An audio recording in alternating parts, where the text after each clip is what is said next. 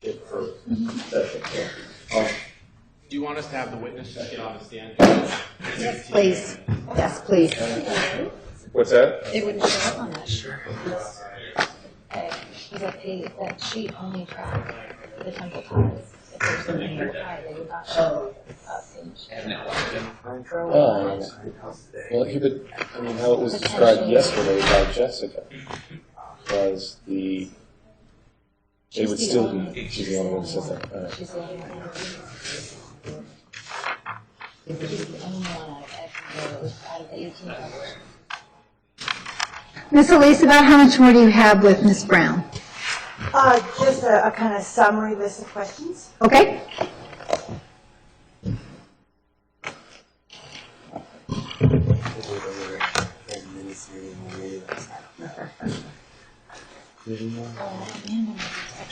She's supposed to be going to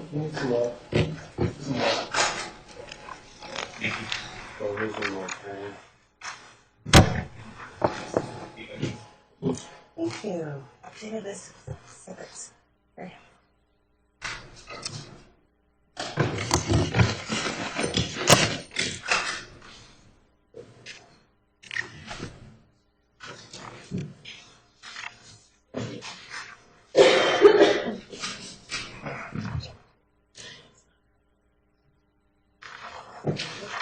Thank you.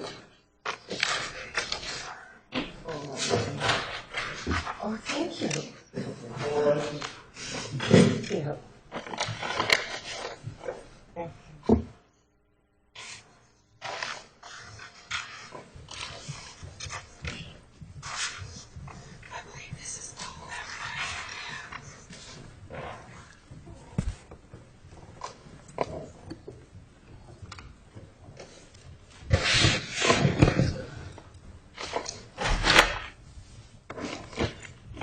Please be seated. The record will show the presence of the jury, the defendant, and counsel. Good morning, ladies and gentlemen. Brown, you are still under oath. Do you understand? Yes, ma'am. Ms. Elise, you may continue with cross-examination. Thank you. Good morning. Good morning. Good morning, ladies and gentlemen of the jury. And good morning to the state.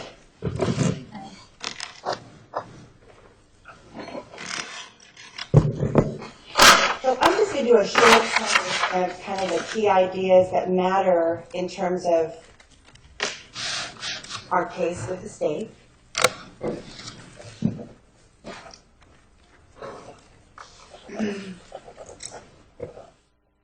So, in general, I'm just hoping for yes and no answers, which I'm terrible at that, but I'm asking for yes and no answers. So you came to the temple primarily to synthesize your background into one profession where you could use all of your gifts. Yes. And there wasn't another place in society where you could take all of your interests and apply them as a whole person. Meaning the sexuality piece. You couldn't do that any other place. Yes, ma'am. Okay. And it wouldn't have worked to be a porn star for you. No, ma'am. I had to ask, because that's legitimate in our society, so I had to ask. Okay. There was also an element of self-growth and self-healing that you were pursuing at the temple? Yes, ma'am. And in particular, you were extending an interest in Tantra that you had begun when you traveled overseas to Thailand. Yes, ma'am. So in your mind, you were pursuing more information about something that was very ancient. Yes, ma'am. Do you believe that the mission at the Goddess Temple in Phoenix was to educate and train men? Yes, ma'am. Also to provide them with a safe place to express their adoration of the feminine? Yes, ma'am.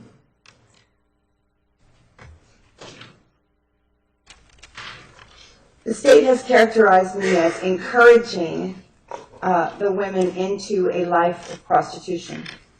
I'd like you to think very carefully before giving an answer so that you can come from a place of deep inside Did you feel that myself and the temple encouraged you into a life of prostitution, or did we support you in a choice that you made for yourself?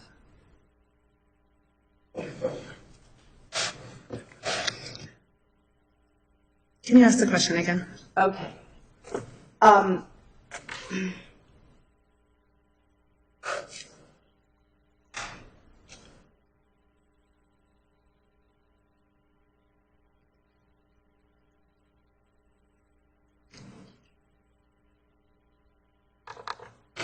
Did you feel that the temple was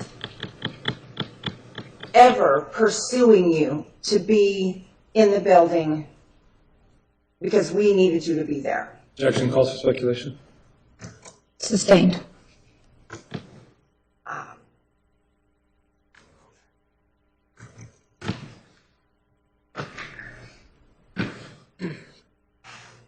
I believe there's a difference between encourage and support. Do you think there's different words? One, encourage is sort of a mental thing, and support is to actually provide. I'm sorry, I'm not doing very good with this question. I'll just move on. Maybe I need to work on that question. And so you were a law-abiding citizen before you came to the temple, Yes, ma'am. and you would not have come to the temple if you thought you were breaking the law. Correct. And you are now a law-abiding citizen. Yes, ma'am. Never wanted to be anything but. Correct.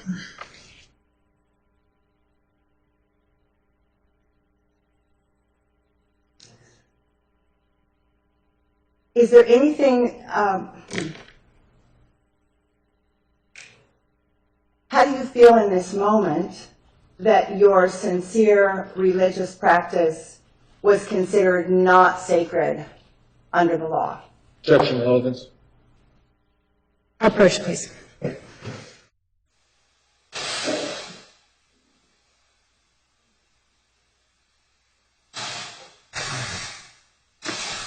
All right. My reasoning is that had the state actually saw us as a church, they would have looked at church law and used one of the three methods with which the governments, the subsidiary governments of Arizona, are instructed to interact with churches that they don't like what they're doing, like, say, animal sacrifice is one that comes to mind.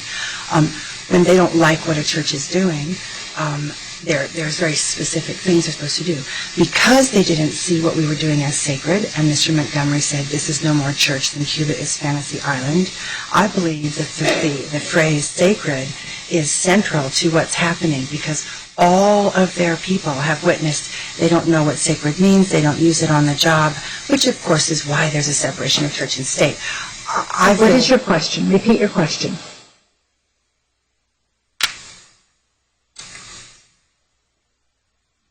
I asked her how she feels that the state had the power to tell her her work was not sacred. All right, and let's sustain the objection. Okay.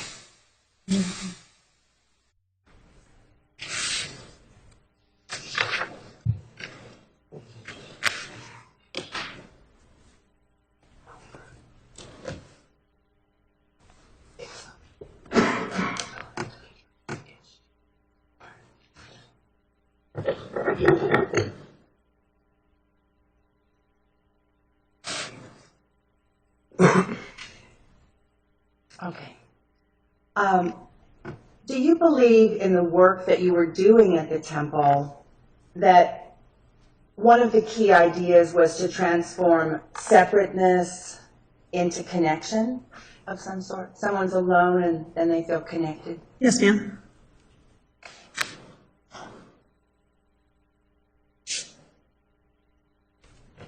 During the time that you were at the temple, when we thought everything was okay, did you enjoy offering to accept the adoration of some of the seekers that wanted to just express adoration to the feminine? Did you enjoy some of that? Yes, ma'am. Did you ever see a man become overcome with emotion because you were so non-judgmental of what he was feeling? Not outwardly expressed. No, ma'am.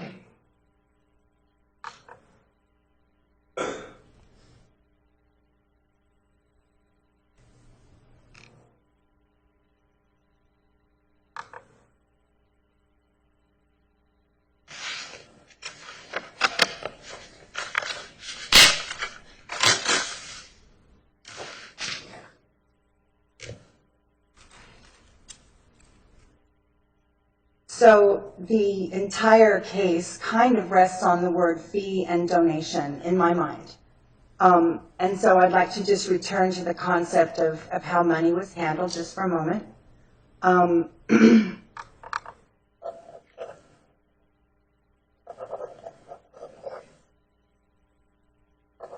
Was it your understanding that the seeker at the temple was giving an offering of support for everything that was happening at the temple and not just you? Objection calls for speculation. Sustained.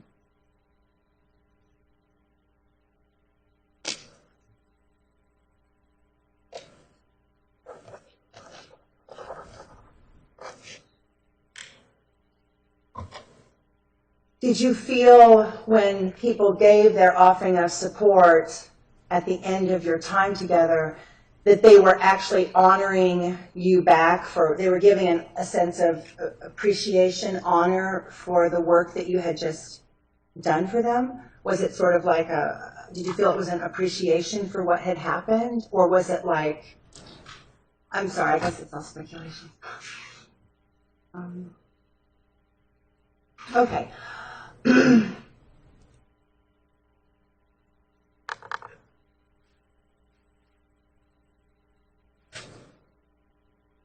Did anyone that came into the temple ever ask you, while you were in the chambers, to do a sex act for a specific amount of money? No, ma'am. How would you have felt if that had happened in the temple? Would that have made you feel like, oh good, I can make some more money, or would that have sent some alarms off for you? Because it wasn't our policy, correct, to talk about money? It was not the policy.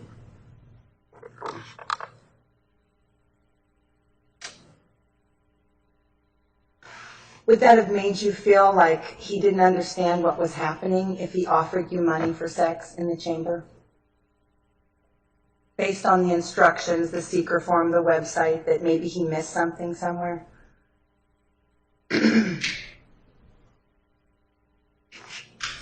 Can you rephrase the question? I'm sorry.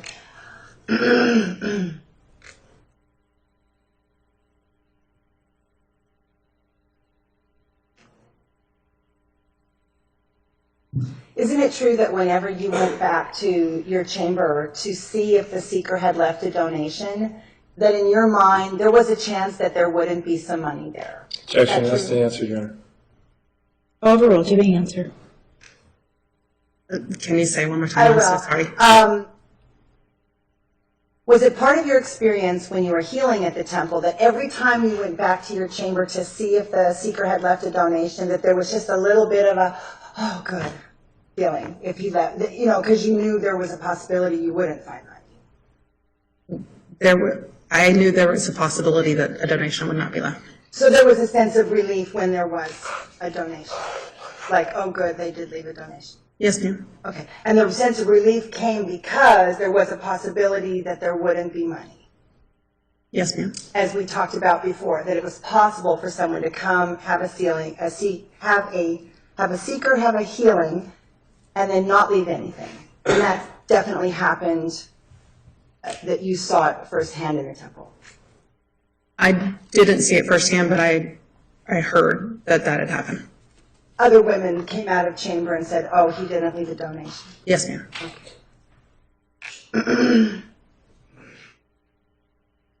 Did you ever hear the gatekeepers, any of the gatekeepers, speak to someone on the phone and offer a prearranged sex act for money? No, ma'am. Did they ever agree that you would do anything in advance on the phone? Was that their policy to say what you would do in the chamber? I never specifically heard that stated. Okay. I know that was not part of the policy. Was it your understanding that if someone asked for a specific act, they would be told that there's no guarantee? If you need a guarantee, temple's not for you. Does that sound right? That sounds familiar, yes. Okay. How about this? It's kind of like a date with better chances, but nothing's guaranteed. Did you ever hear anybody say that on the phone? No, ma'am, not specifically. Oh, okay.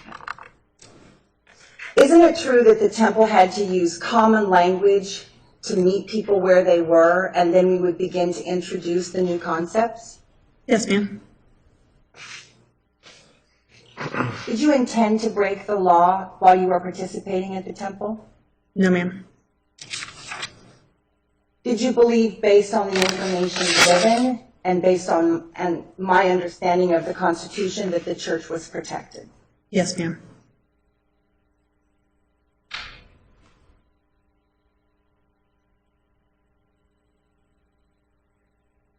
Based on everything that happened at the temple, did you feel that the money left on the altar at the end of your ceremony, did you feel, oh, there's my fee, he had to pay it, she had to pay it, or did you feel, wonderful, my work's been supported? Which one was it? Objection calls for legal conclusion. Overruled, you may answer. I felt like I was being supported.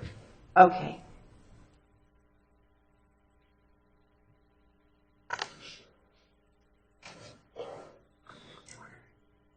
And you felt that that was for the entire experience, not because you did something, just because you did something sexy. Yes, You ma'am. felt the donation was for the whole experience. Yes, ma'am. Okay. Do you believe the world needs these kind of temples to help people? Yes, ma'am. Thank you so much. I appreciate your testimony this morning. I'm complete. Redirect. Thank you.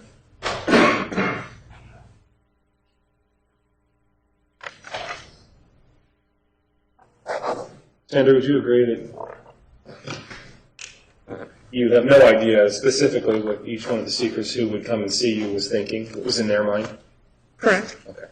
I mean, certainly your hope that what you were doing was helping them, but as far as what they wanted, you can't specifically say, is that correct? Correct. Okay.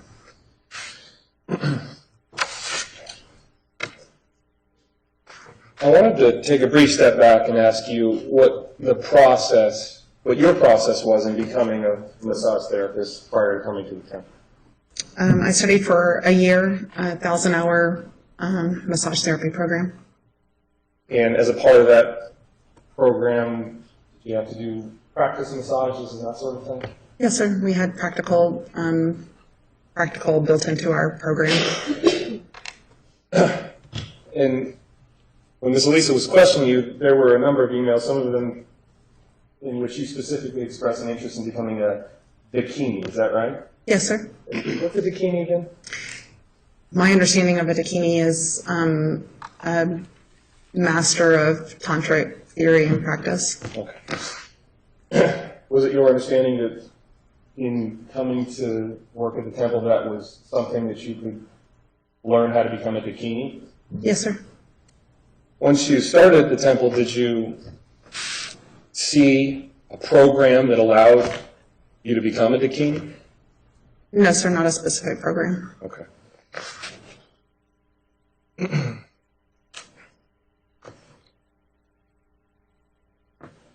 And you've expressed previously some frustration about the process once you arrived at the temple? Yes, sir. Okay. Can you elaborate a little bit more on where that frustration comes from? I felt like I didn't understand Tantra enough to teach to the seekers. As opposed to your process for becoming a massage therapist, 1,000 hours, all this practice, before being thrown right in there to teach Tantra, how much coursework or practice did you get? The 2 classes and then the new sister duos. So, and again, the 2 classes, one was the theory of practice, correct? Yes, sir. Was there anything as far as tantric teachings in that theory of practice? Do you remember? I don't recall. The whole body healing was the other class, right? Yes, sir. How long was that class, if you remember? I missed a portion of the class. I believe it was at least an hour. Okay. So if I understand what you're saying, and there was definitely some tantric practices that came out of the whole body healing. Yes, sir. So as opposed to the 1,000 hours that you received to become a massage therapist, you got an hour, maybe 2, of coursework before being thrown in there to do tantric practices. Is that correct? Of coursework, yes, sir. Okay.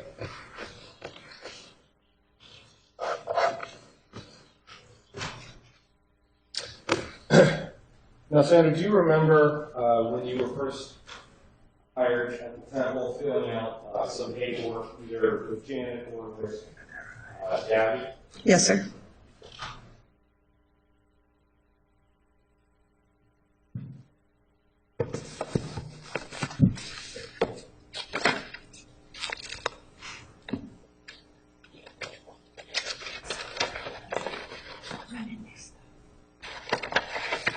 First witness here. You may. And I'm showing you some documents from Exhibit 66.001. Can you just glance through those?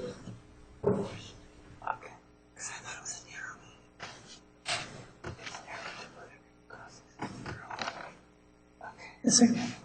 Are those the documents, some of them that you filled out when you first started either with Janet or Gabby? Yes, sir. Okay.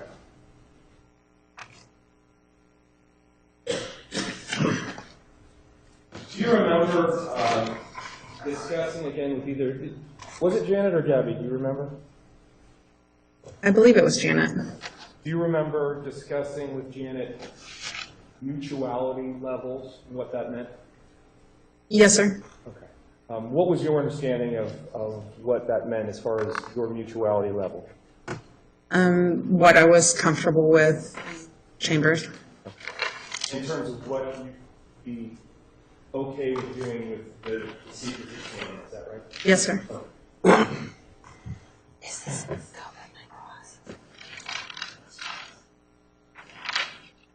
So we're looking at the same thing, temple practitioner profile, this is all, everything that you filled out, correct? Yes, sir.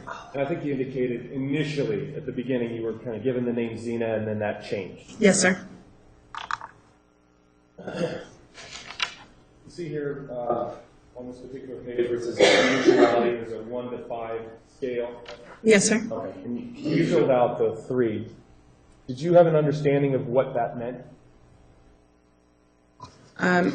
I believe I made an assumption that it meant what it says. Do you remember asking any questions or having additional discussion with Janet about what circling one of these numbers meant? I don't remember specifically, no, sir.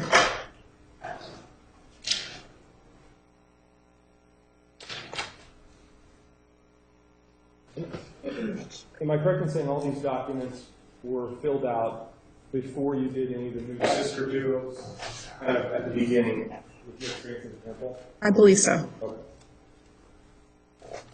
I'm going to show you on page 3, again, these are all from Exhibit 66.001.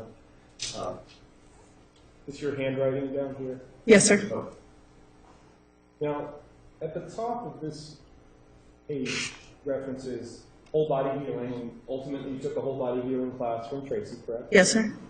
There are a number of other things that you checked.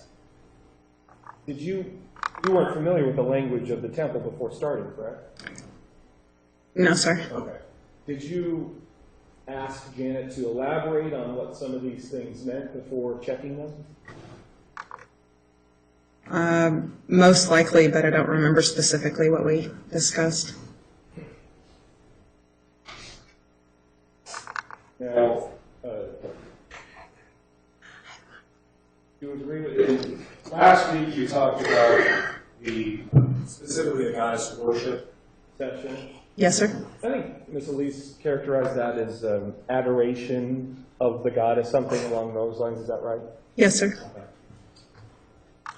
You would agree that both when I asked you questions as well as when Ms. Elise asked you questions, at least part of that was some sexual touching from the seeker towards the goddess, whether that be their hand or oral, correct?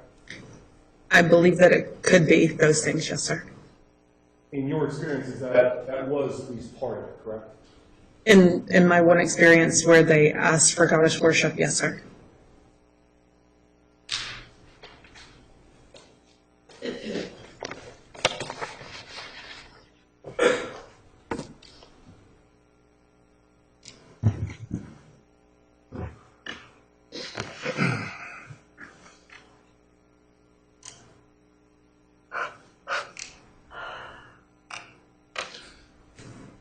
Do you agree that that mutuality level was, at least as described to you, what you felt comfortable with in the particular session?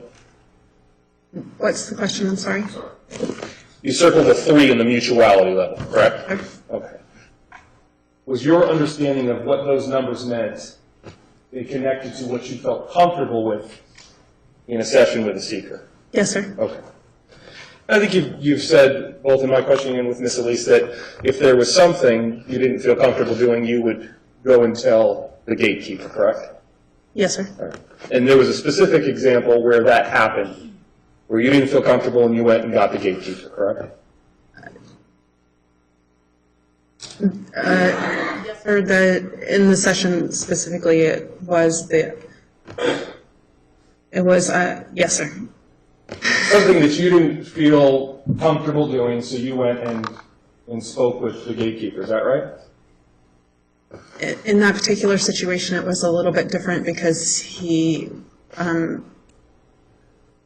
interaction was more between the seeker and the other woman that I was working with at the time. Okay.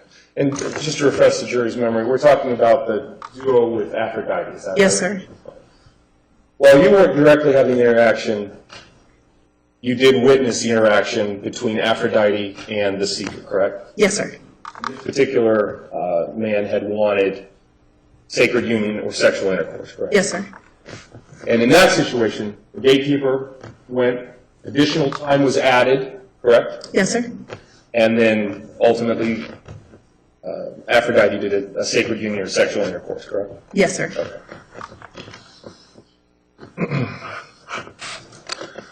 So, and I certainly understand you were there for this small block of time, 3 to 4 weeks. But based on that interaction with Aphrodite, if a man came in with a specific request, was it your understanding that if not you, someone else would satisfy that request? Yes, sir.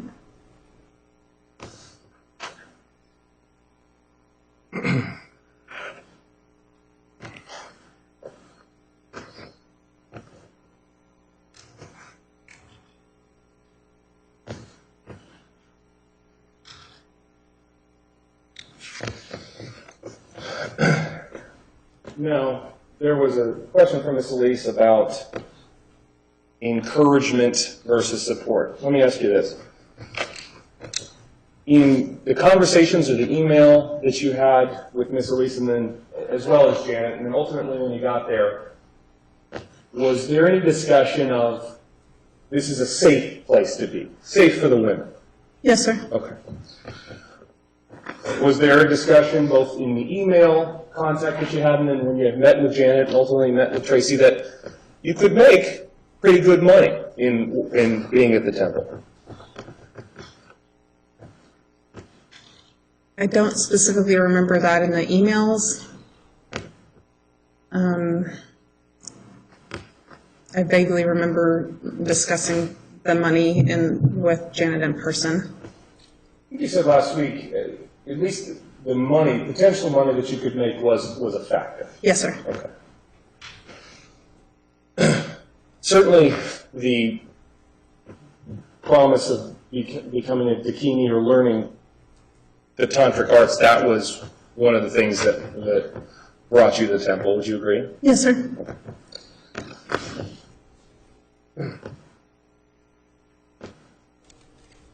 Miss Elise has talked at length, and would you agree that she communicated to you that she's in mistake as far as we were not breaking the law? Is that Yes, correct? sir. Did all of those things, promise of safety, the promise of, potentially making a good living, the promise of learning Tantra, the promise of not breaking the law, convince you that this is a place that I want to be at? Yes, sir. A moment, Your Honor. Yes. Thank you, Sandra. Nothing further. All right, it looks like we have one juror question for Ms. Brown. I have 2 juror questions for Ms. Brown submitted last week. Ms. Elise, counsel, please approach.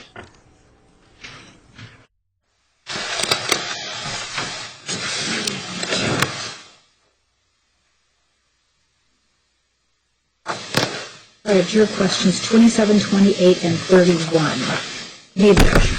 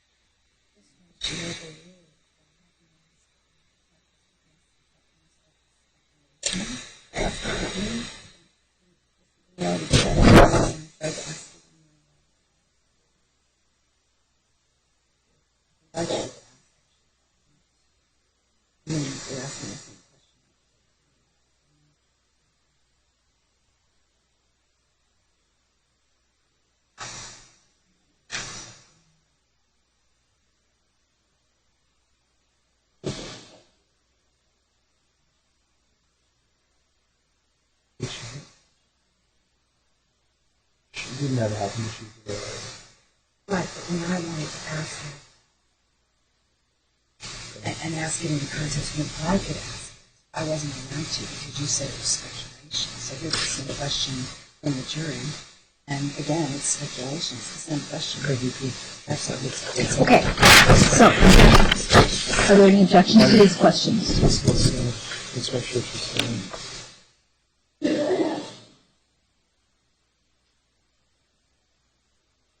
Any problem with that one? All right, so, no objections to Been asked From the state, no objection to 27 or to 28. any objections?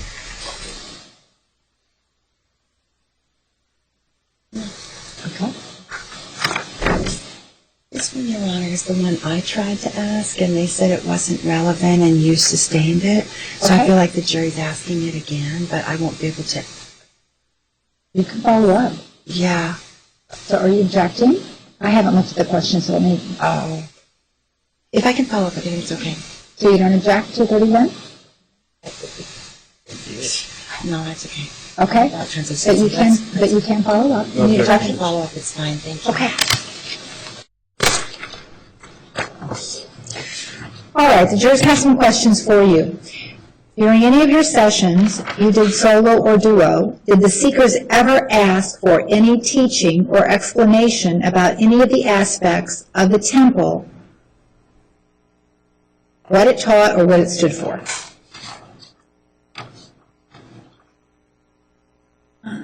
Yes, ma'am. There was one time specifically, I remember a seeker asking more detail about the chakra system. That's the only thing I can recall. All right. If the sessions were private, how did the others in the temple know how much money Venus made and how many times she had sacred union? I personally knew because of a discussion I had with her regarding her goals financially. Why were stories shared?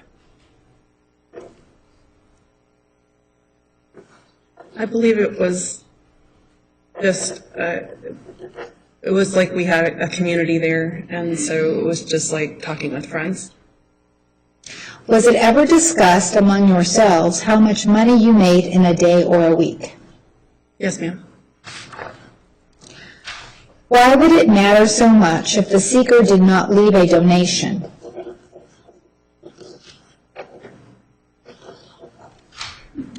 Because there was an aspect that the money played a role in our being there. Why would you feel good and relieved when there was money? Because there was an aspect of us being there was to make money. It has been discussed that this was all being done for helping the community and not about sex. Did you have to explain to anyone why there might not have been any money left after the session?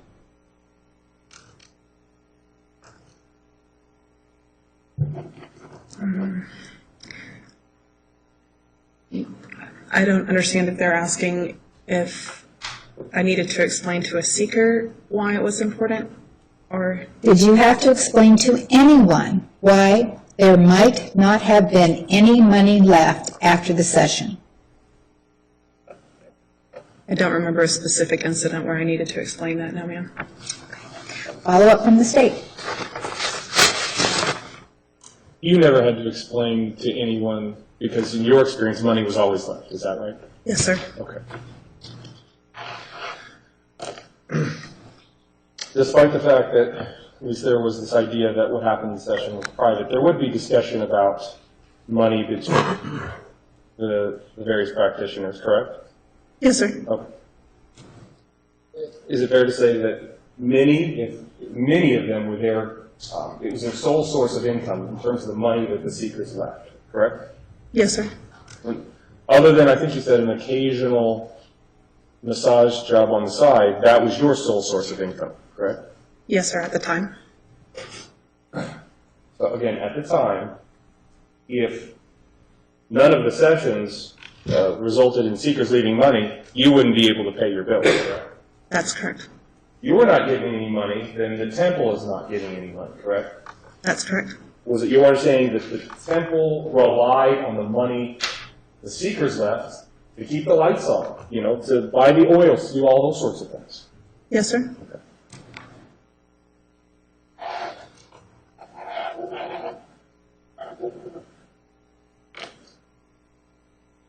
Despite the fact that there's this possibility that money was not left, would you agree that you had an expectation, based on what you'd been told and what you saw, that money would be left?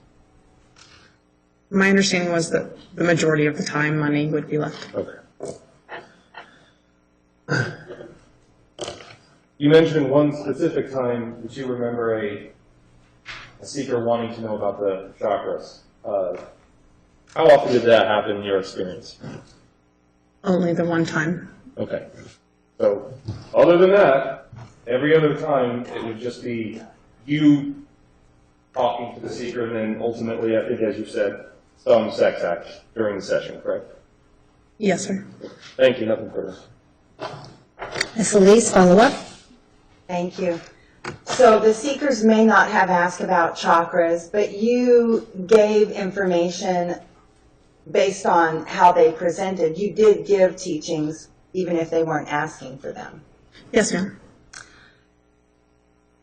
And there's something the state seems to be missing, that Tantra is all about words and in the head. In your experience, is a Tantra practitioner just a person who talks, or is it a person who uses their whole being to convey energy? It's a person that uses their whole being. It's their whole being, yeah. And so there are Tantra classes and Tantra talks, yes, where you go to workshops and classes and just talk about it. You agree with there's a lot of Tantras conveyed just through speaking. Are I mean, you, there are classes just speaking. are you talking about specifically at the temple or in general? Oh, I was going to say in general that the practice of Tantra is conveyed with classes at times, Yes, but ma'am. also hands-on workshops Yes, ma'am. where you have a direct experience with another student or a teacher about where you're actually able to practice the energy streams. Yes, ma'am.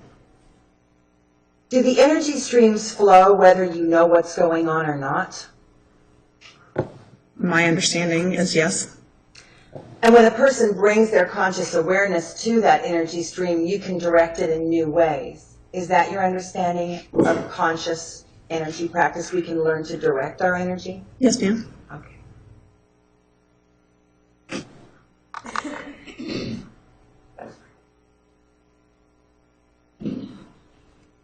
Do you remember ever hearing the term body wisdom? Body wisdom, the wisdom of the body at the temple? Yes, ma'am. Do you remember anything about what that means? Because it's not talking, it's a different wisdom, right?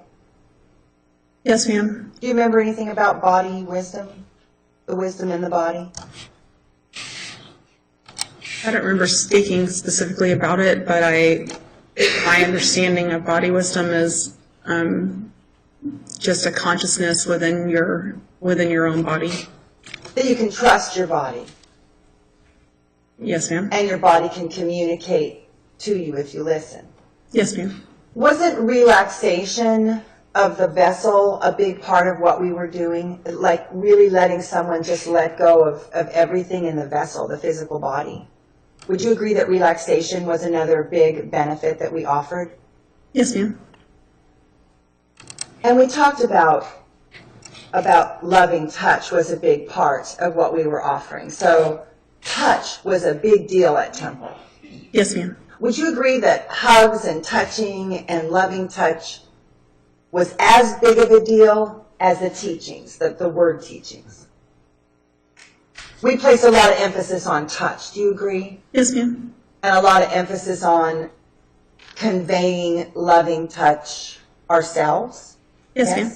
And weren't we also teaching the men and the women how to give and receive that touch in a better way? Yes, ma'am. Isn't it true that many people have never had a positive sexual experience in your own life? Have you met many people who have not had positive sexual experiences? Objection, relevance, Your Honor. Sustained. Was the temple providing positive experiences in the body for people, in your mind? Yes, ma'am.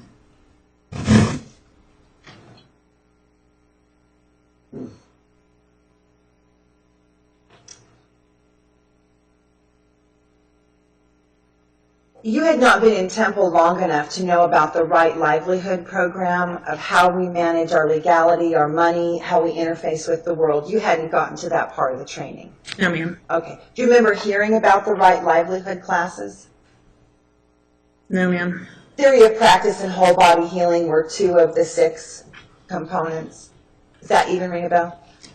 Not much? Ma'am. Okay. Do you think it's possible for a pastor to earn right livelihood staying in a church and use all that money in a church? I mean, okay.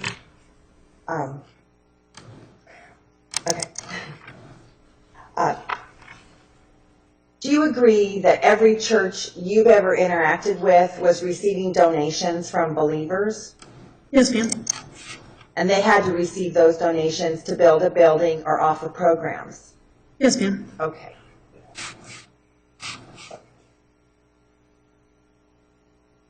Now, if the, okay.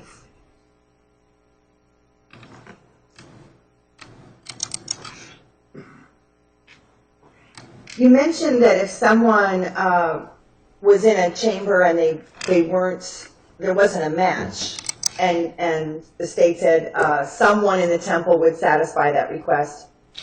To your knowledge, is it also possible that that no one would satisfy that request and they would just be gently told the temple's not for you? Do you recall that it was also possible to ask someone to leave? Objection calls for speculation. Overruled. To me, answer. It was never my experience that anyone would be asked to leave. And my understanding of, I suppose there are some things that people might want to experience that maybe no one there would be willing to do. Yes, ma'am. And was it your understanding that the temple firmly backed the practitioners? Like if there was a disagreement with a seeker, we would firmly back the practitioners. Did you feel that you were firmly backed in whatever your choice was? Yes, ma'am. Okay.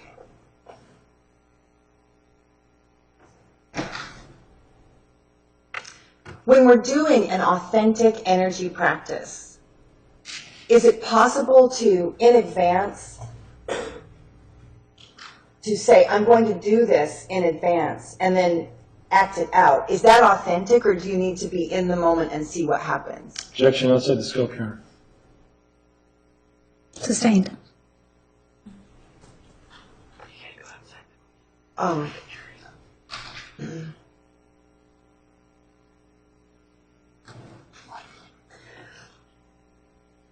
So, the term dakini, you had just arrived in the temple and you didn't see any programs specifically called dakini, but there were many programs for shamanism, priestess, alchemy. There were lots of classes. The only one specifically I was aware of was the priestess path. Okay. And so you hadn't really looked at everything that was available at School of One? No, ma'am. Okay. Is it your understanding that the word tantra actually means weaving or the loom tool? Is that your understanding of tantra?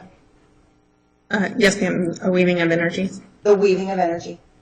And so the temple was asking for relationship with our seekers. We didn't want a one-way connection. We really wanted to be in relationship with our seekers and our members. Do you agree that we would prefer relationship over people just stopping in? Yes, ma'am. We also held our doors open to people who might not understand but just be curious. Do you agree? Yes, ma'am. And did you ever see someone who was curious get excited about what they discovered inside the temple? Like they showed up just curious, but then they're like, wow, I'm amazed. I'm going to do this, this, and this. Did you ever see someone go from being just curious to, this is great, I'm going to come back? Yes, ma'am. So it was possible then that some people who were curious actually found something. They were seeking and they found. Yes, ma'am. And it's also possible people visited and it wasn't for them, and they never came back. Yes, ma'am. That's probably true of most churches. Objection, relevance, Your Honor. Sustained.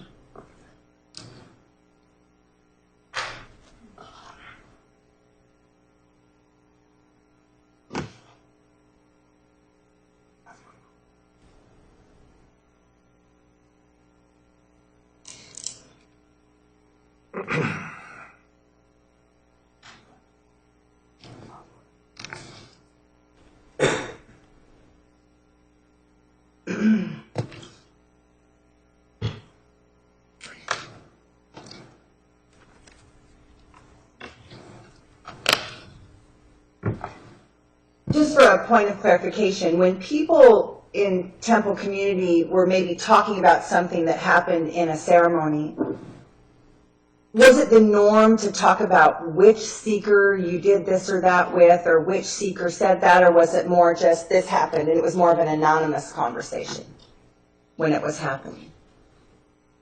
Do you recall people talking about specifics of a specific seeker, or was it more like a generic conversation about the work? I would say it was more a generic conversation. Okay.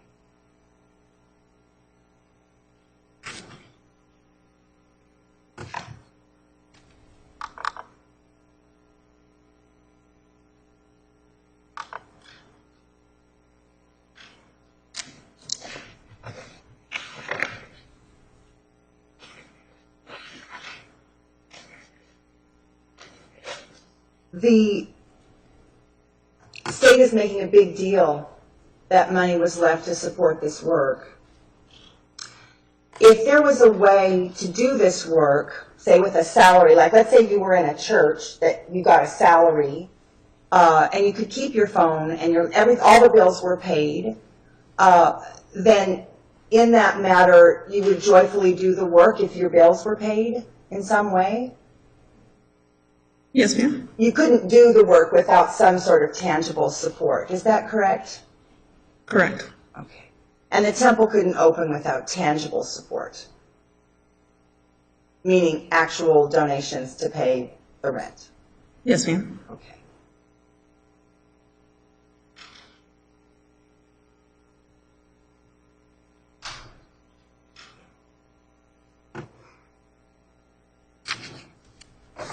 The temple did not just practice Tantra, we practiced goddess worship. Do you recall the goddess theme, the sacred feminine theme? Yes, ma'am. Outside the scope, Your Honor. Sustained.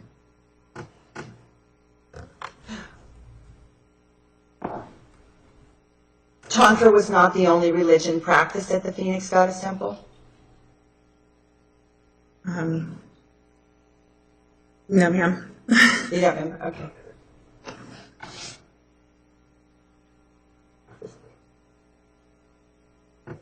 So regarding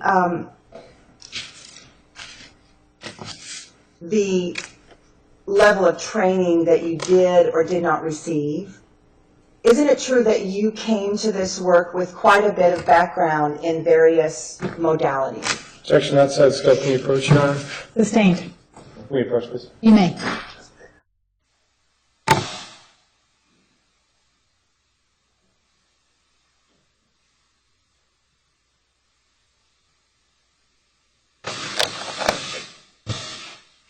Just brought up all the training. Your Honor, I've given the honestly some leeway, but I think she's now treating the follow-up as another opportunity to cross on a whole series of issues that were not brought up by the jury. Oh, I'm sorry. I thought you did bring up training. He did, but follow-up is limited to the juror questions. It's not what he brought up. It's just what the jurors asked in their questions. Right. Okay, so it can only be that. Okay, then I just... All right.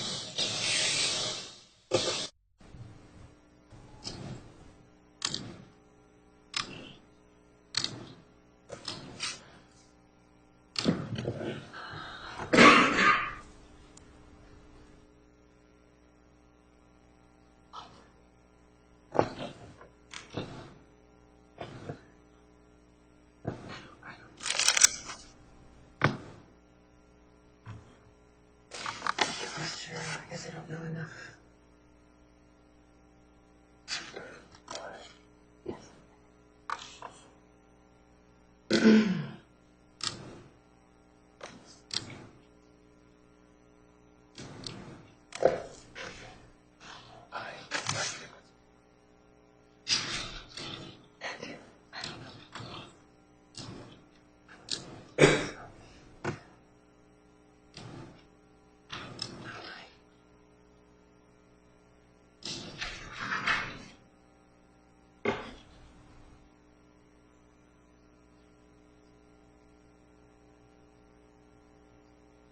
So one of the jury questions was, this was supposed to be about community and not about sex. Would you say, Sandra, that our community was about community and sex? Yes, ma'am. And was it our utmost mission to give people positive, uplifting experiences? From my understanding, yes, ma'am. Thank you very much for your time, and I'm complete. Thank you. All right. You may step down. The state may call its next witness. Your Honor, the state recalls Detective Anderson.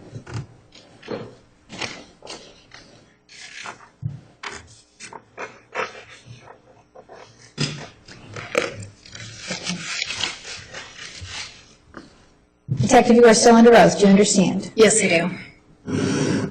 Detective, this is now part 3 of your testimony. That's correct. Now, I think when the last time you testified, you had talked in some detail about the temple meetup in which you and Detective Herman had gone to the temple in your roles and ultimately met with Tamara Brusso. Is that correct? Yes, that's correct. Following the meetup with Tamara Brusso, were there some phone conversations between either you or Detective Herman and Tamara Brusso? Yes, there were phone conversations leading up to our second meeting, our first arranged meeting with her.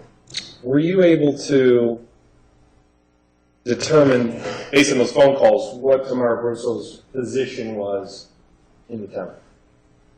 It was still our understanding that she was in some sort of a leadership position. Weren't certain exactly what her role was, but believed that she was a gatekeeper, being that she indicated that she answers the phones, and with an understanding also that she did some office work, so more than just a regular standard practitioner. Okay. Now, the phone conversations, you had a total of how many phone conversations before actually meeting with Tamara Brusso at the temple a second time? We had phone conversations on 3 different dates. Believe that there were a couple of phone calls in one day because our phone was disconnected or accidentally hung up on, so I can't tell you exactly the number of phone conversations, but it was over the course of 3 different days. Okay. And were those phone conversations with Tamara Brusso, were those recorded from your end, obviously? Yes, they were. Okay. First witness, Your Honor. Yes. And actually, Detective, while you're up there, ultimately, did you meet with Tamara Brusso at the temple following those 3 phone conversations? Yes. And was that conversation, was it just you or Detective Herman with you as well? It was both Detective Herman and myself that met with her. And what date when you actually met with her, when did that occur? That occurred on May 26, 2011. And we've heard some of the undercover deals and former Detective Bill's conversation with Janet Craven. Audio is not great. Would you agree? It's not great played in a setting like this, but it's very clear when you're listening to it on a computer with headphones, or even with at a computer without headphones, but certainly not in a situation like this. In terms of both the phone conversations with Tamara Brusso as well as the face-to-face interaction that was recorded, you're able to hear and make out that interaction? Yes, I could make out the entire interaction. Okay. Partial witness, Your Honor. Yes.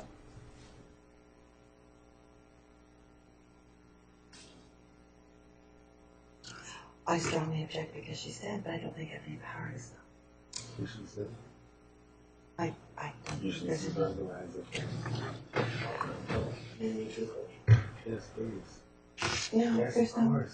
there's nothing we can do, is that right?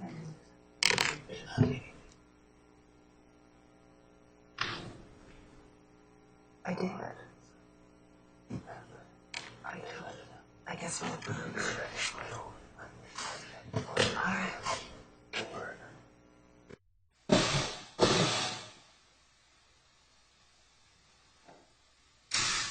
So, Your Honor, I don't understand how this can be played when she's not here to say what was in her mind about all of this. I mean, she's gone. So it's like, I don't understand why you can play. It seems like hearsay when she's not here to answer what she was thinking, or even what her role was in temple, or any of those things. Well, I've already described, Judge, how the state's position is the statements from Ms. Brusso are co-conspirator statements in furtherance of the conspiracy. Now, I also note, Judge, under 801, they are non-hearsay because whatever her role was, she held herself out as an employee of the temple. She never held herself as an employee, please. We have no employees. Don't say that. Okay. But she was there, yes. And, Your Honor, under 801, that would be non-hearsay. And under both those reasons, the state believes the statements from Ms. Brusso are non-hearsay or statements of... Your Honor, I can prove that she was... Let him finish and then I'll let you speak. Let me finish, Judge. You are finished? Yes, Your Honor. Okay. I just want to say that I can provide emails and medical records that Ms. Brusso was considered by Medicaid unable to work mentally, unable to work physically. She was receiving about $800 and some a month from Medicaid, Medicare because she was physically and mentally disabled. And she went through a very long process to be designated that way. She was not doing any office work. They can't prove that. All she was doing was trying to fill in while Janet and I both had family obligations that week. And that's literally what was going on. Yep. So they're trying to characterize her as a co-conspirator. She was a spiritual advisor to the women. That's why she was there. And she wasn't receiving any money for it either. Okay. Well, under 801, an opposing party statement, if offered against an opposing party and was made by a person whom the party authorized to make a statement on the subject, or was made by the party's agent or employee on a matter within the scope of that relationship and while it existed, or was made by the party's co-conspirator during and in furtherance of the conspiracy. They have not proved that she's a co-conspirator at all. Well, I think that there's been sufficient evidence of that fact. She's there. But separate and apart from that, I believe it's clear that she was an agent of the temple. Yes, she was a spiritual advisor, yes. And that you were in charge of it. So I'm going to allow the tape to be played, and I'm going to overrule the hearsay objection. But with regard, do you have any other objections other than hearsay? I guess not. I don't know what else. I guess I'll just have other people talk about her. I don't know if I'm allowed to have other people talk about her and what she was doing, I guess. Okay, or you can ask this witness on cross-examination if you have concerns about the nature of any particular statement. You can ask her. Why do you use that word, or why do you think that? Right, you can cross-examine on that. Okay, all right, thank you. Thank you. All right. As they were showing you, the first exhibit, number 4, you recognize that exhibit? Yes, I do. What is that? These are the recorded phone conversations that I had over the telephone with Tamara Brusso. Those are the 3 conversations that you were pre-existing. The conversations on 3 different dates, yes. And then exhibit number 5. This is the recorded conversation that Detective Herman and myself had with Tamara Brusso in the temple on May 26, 2011. Take those exhibits 4 and 5 and 7. Any objection? Other than previously stated? No. All right, these exhibits are admitted. That was 4. I'm sorry, it was 4, and what was the other one? 5. 5, 4 and 5. Thank you.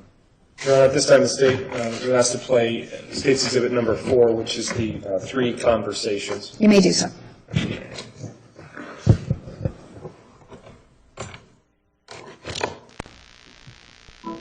Detective, were those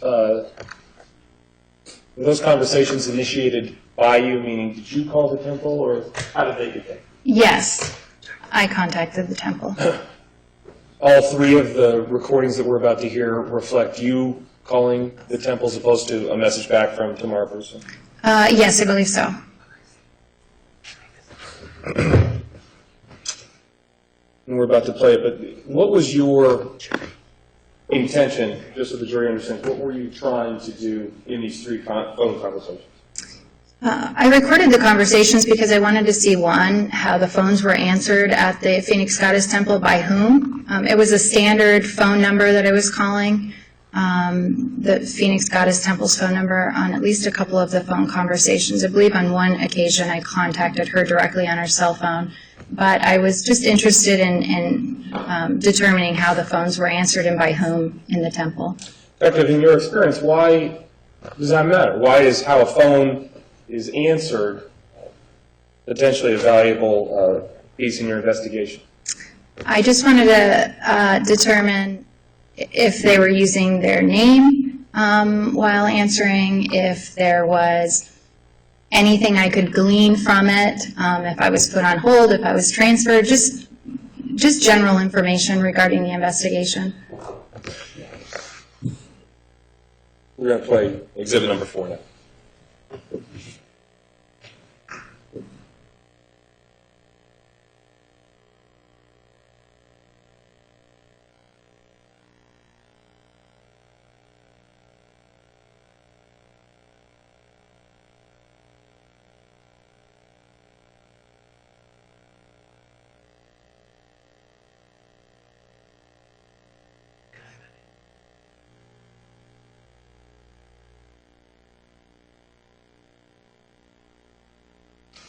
Detective, while we're getting that up, was there, what did you hear in terms of how the phone was answered in each of these 3 phone conversations?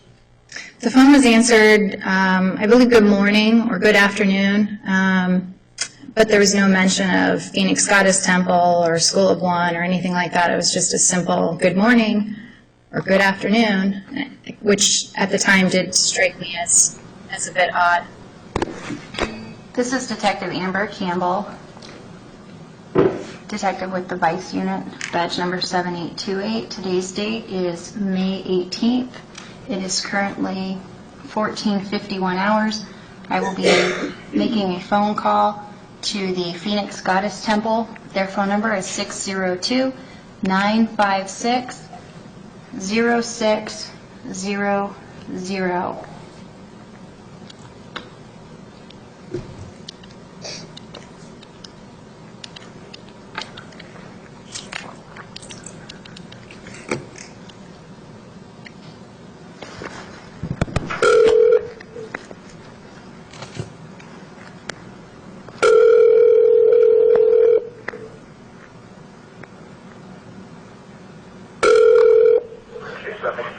Hello, good afternoon. Hi, is this Tamara? This is Tamara. Oh, Tamara, I'm so sorry. This is Amanda Vanderkamp. I totally pronounced your name wrong. That's so okay, everybody does. Oh, Tamara is much prettier anyway. Yes, yes. Hey, I wanted to call you. I've been remiss in getting in touch with you guys over there at the temple. It's been a whirlwind last couple of days, unfortunately.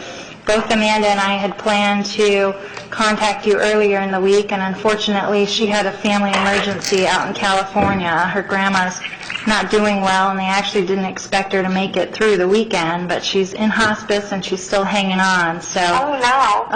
it's awful. So I've been watching Bailey, Amanda's little guy, and she was hoping to be back here by Tuesday because we had an appointment to take some pictures, but she called me on Monday night. Her grandma, they thought she wasn't going to make it through the weekend, but she ended up making it. She's in hospice, but they're, when you go to hospice, apparently Yeah, it's kind of close, towards the end of leaving. right. So she's just planning on staying out there a few more days and anticipating her grandma's passing, and so I agreed to continue to watch her little guy.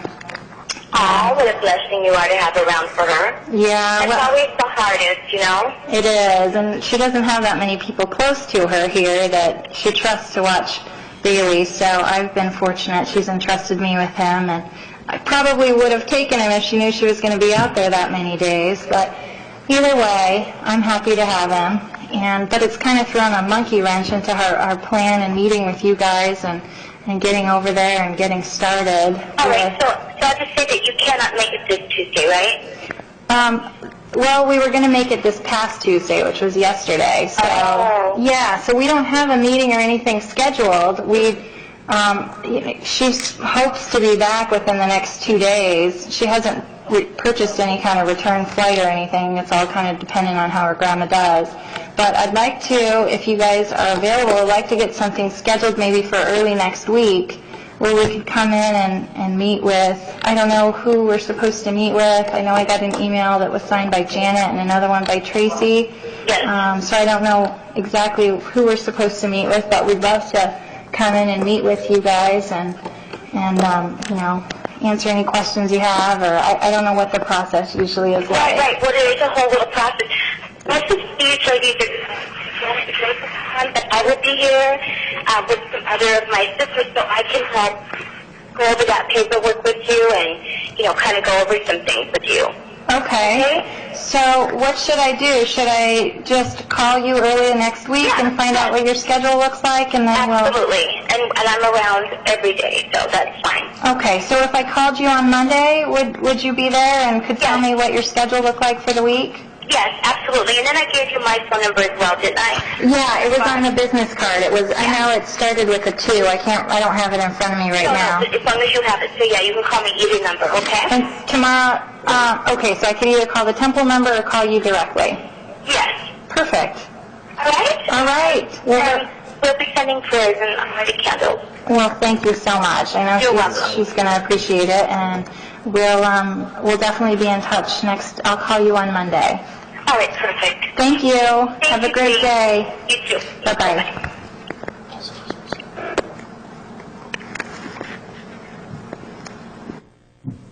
Just a couple of quick questions. The number that you called, we spoke with Ms. Brusso, was that a general number or a specific number to her? No, that's the general Phoenix Goddess Temple number that appeared on all the back page ads. Okay. And you were talking about Amanda, the other Amanda's grandmother being sick and ill and that sort of thing. Was that part of your role? Yes, it's always difficult when we're doing undercover investigations, coordinating resources to be inside the temple, outside the temple, providing surveillance when we don't know what the schedule is of the people inside. So oftentimes they want us to meet at an odd time that doesn't fit with our work hours, so we have to modify and come up with excuses as to why we can't do things. Sometimes we're in court testifying and can't be there at a specific time that's pre-designated. So yes, that was all part of the ruse. Her grandmother was fine. We'll continue playing exhibit number.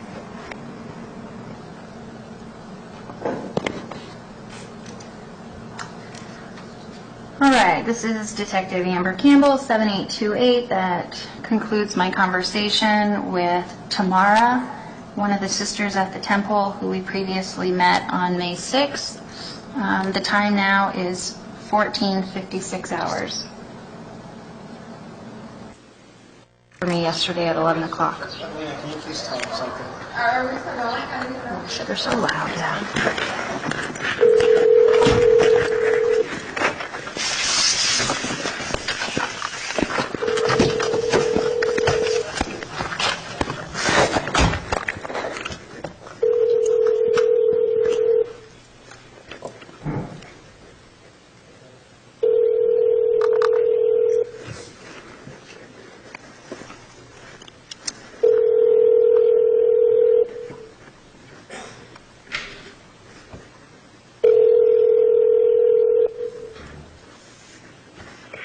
Number 8, you've reached Tamara.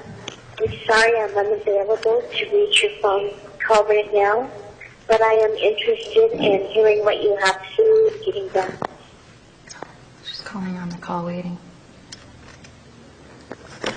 Hello? Hey, Amanda. Hey, Tamara. I was just leaving you a voicemail, or I was about to start. Your voicemail just came up. Hey, we're driving to the temple to meet with you, and I've been having some difficulties with my phone. I finally got the voicemail to start working again and saw that you had left me a voicemail yesterday. Did you think our meeting was yesterday? Oh, yes, I did when I woke up first thing in the morning, yes. I thought, oh no, I hope she didn't. I was hoping that you didn't think we forgot about you. Yesterday wasn't going to work because Amanda had Bailey's 6-month checkup yesterday, but we... Yes, I remember that. It was, I just woke up and I was just startled and I said, oh my gosh, I got up late because I worked really late. No, so you're fine. Okay, good. I just forgot to call you back, but yes, I did know that we were right. It's in my phone book correctly. Very good. So you're still available today at 11 to meet with us? Of course. Perfect. We're on our way to the temple now, and I thought, uh-oh, I hope she's going to be there. Very good. Well, we look forward to seeing you in just a little bit. Yeah, I live here, so I'm here. Oh, well, geez. There you go. That makes it nice and convenient.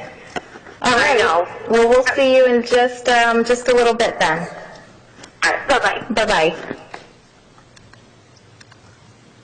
Detective, the second phone conversation, did you also call the general number, or had you called a number specific to Tamara Bruce? No, I had realized that I had a missed call from her, and she left me her cell phone number on my voicemail, and I returned the call to her cell phone, personal cell phone number that she had given us during the Tantra meetup class, after that meetup class when we met with her.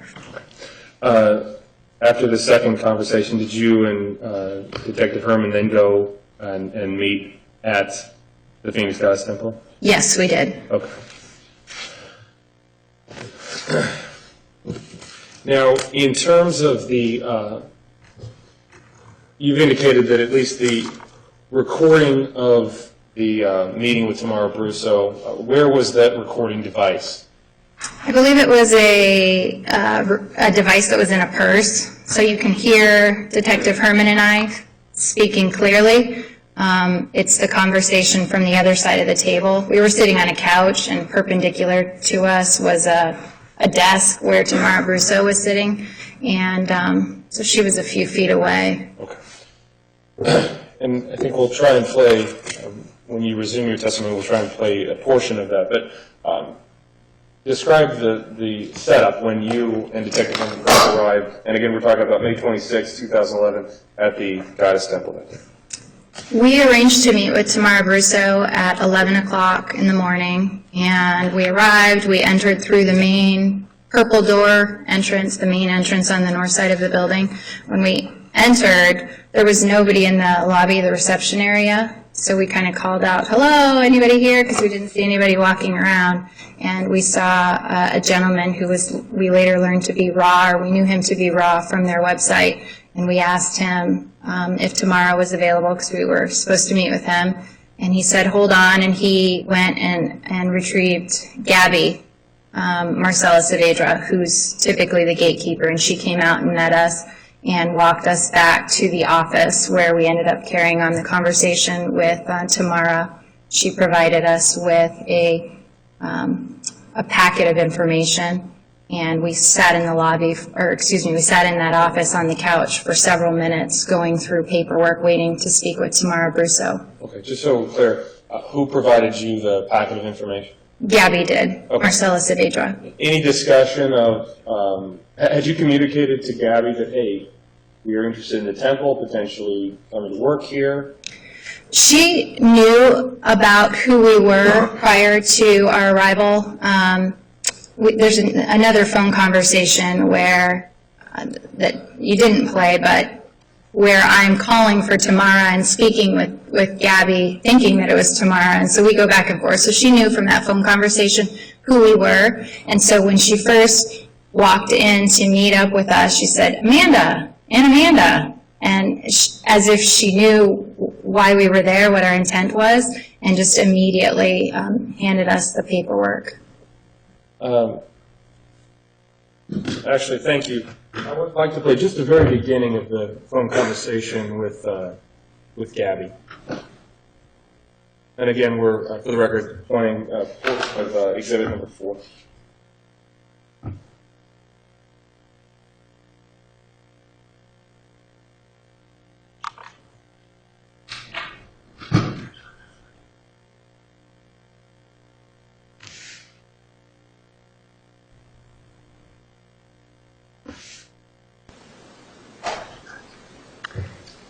Hi, this is Detective Campbell, 7828. Today is Monday, May 23rd. It is now 13:15 hours.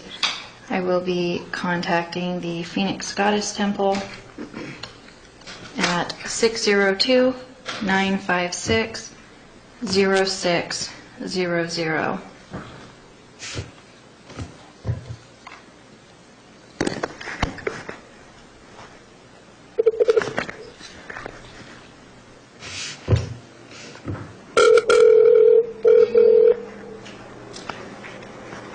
Hello, good afternoon. Hi, Tamara. It's Amanda. Hi, Amanda. How are you? Good. Did you have a good weekend? Yeah. Oh, wonderful.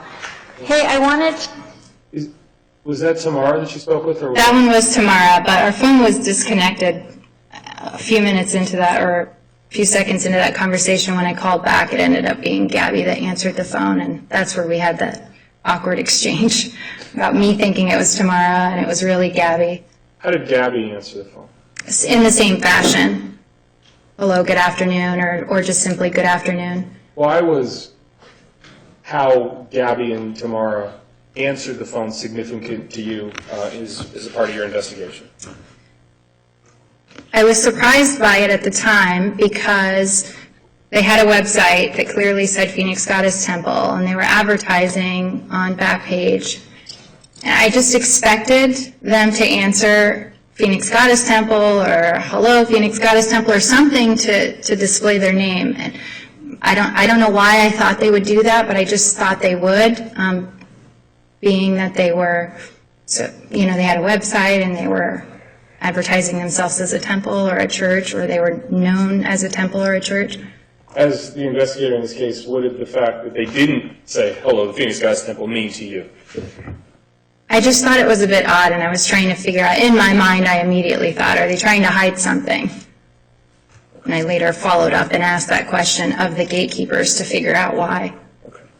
In your experience, previous experience, have you had situations where, for example, if a wife sees a number, they call that number, and their husband is going to an escort service or a massage parlor, would that be helpful in remaining anonymous? And answering the phone, hello, something like that, as opposed to saying, hello, this is the Phoenix Goddess Temple? I don't know if I could speak to the specific question you just asked, but I know that when I'm working as an escort on Backpage.com, I have a large number of men that call my advertisements with block numbers or unknown numbers, so I don't have their phone number to call them back. And sometimes I've asked questions like, hey, why are you calling me for a block number? Oh, I just don't want my wife to find out, that kind of thing, if I go to send him a text message later or call. So that's my experience with it. I don't know if it's exactly related to the question you asked. Okay. All right. Ladies and gentlemen, we're going to take the noon recess.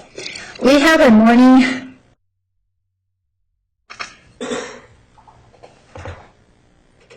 Once again.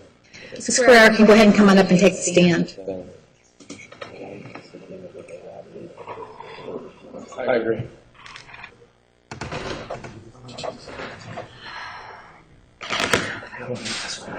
Ms. Carrera, come on up and take the stand, please.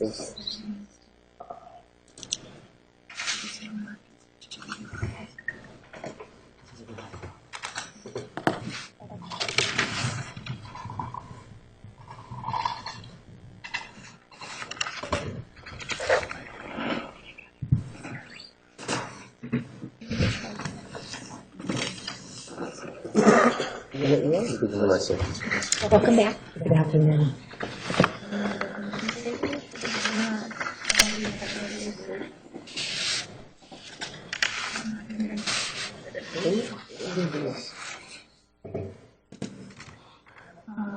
That's to see, but I don't know either. You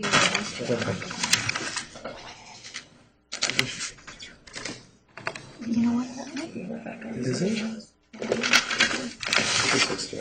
Yeah, that is Rebecca. That is.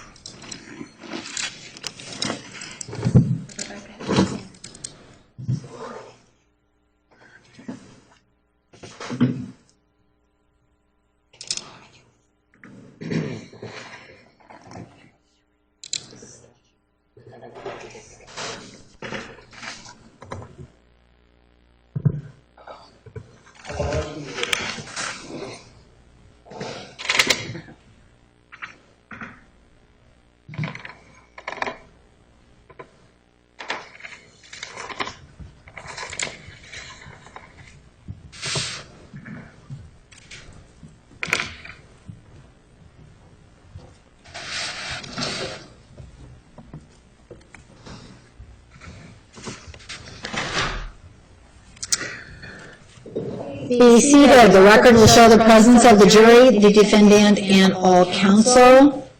Ms. Carrera has taken the stand. You are still under oath. Do you understand? Yes, I do. Police, you may continue cross-examination. Thank you, Your Honor. Hello, Rebecca. Hello there. And hello, ladies and gentlemen. Jury.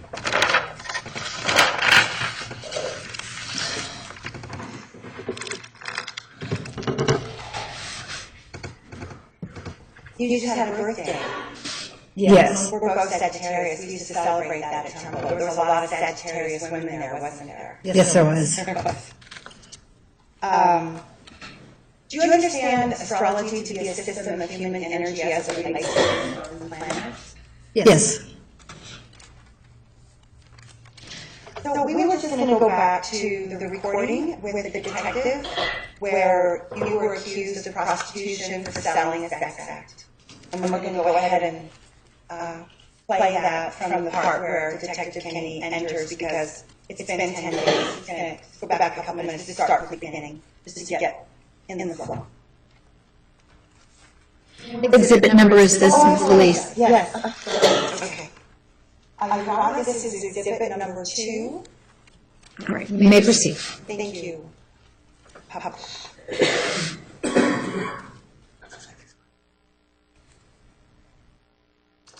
I just wanted to ask before we start the recording, is it your understanding, being a counselor and an advisor, that you cannot help someone if you judge them? I understand that. You might start to use filters and judgment as they unfold to you, but in the beginning, you're going to do your best to be just present to whatever they're showing up. Is that correct? That's correct. Did you also learn that at Sweetheart in those classes about being an advisor and a counselor? Yes. So that you could even say that would be almost like an industry practice for counselors, ministers, that we try not to judge when someone first appears for help. Exactly. Okay. So you believe that this gentleman was coming to you for premature ejaculation help, as he stated. And in your experience, men seek help with that. Can you tell us why do men care about that? Why was he seeking help, do you think? Why was he trying to, last longer? Probably because he had complaints from his girlfriend or his wife, and it bothered him. Maybe he was single and he was embarrassed by it. Okay, so in your experience, this can be a very deep issue for some guys. It could affect their confidence in all areas of life. Oh, yeah, it's a core thing. A core thing, okay. And the energy of the root chakra, which is the red ray, can you separate, do you recall the chakra system? Can you separate this energy system, the red ray, from the ones above it? Can you separate it out to your knowledge? Or are they, is it a system? It's a system as far as I know. Okay.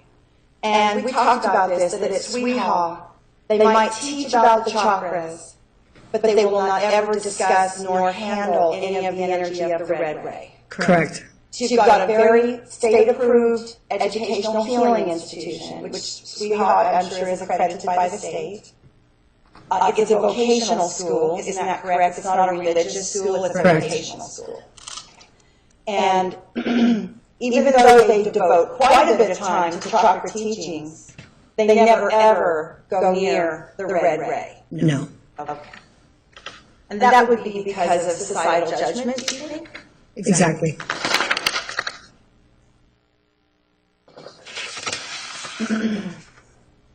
So we're just going to go ahead and pick up where Detective Kenny comes.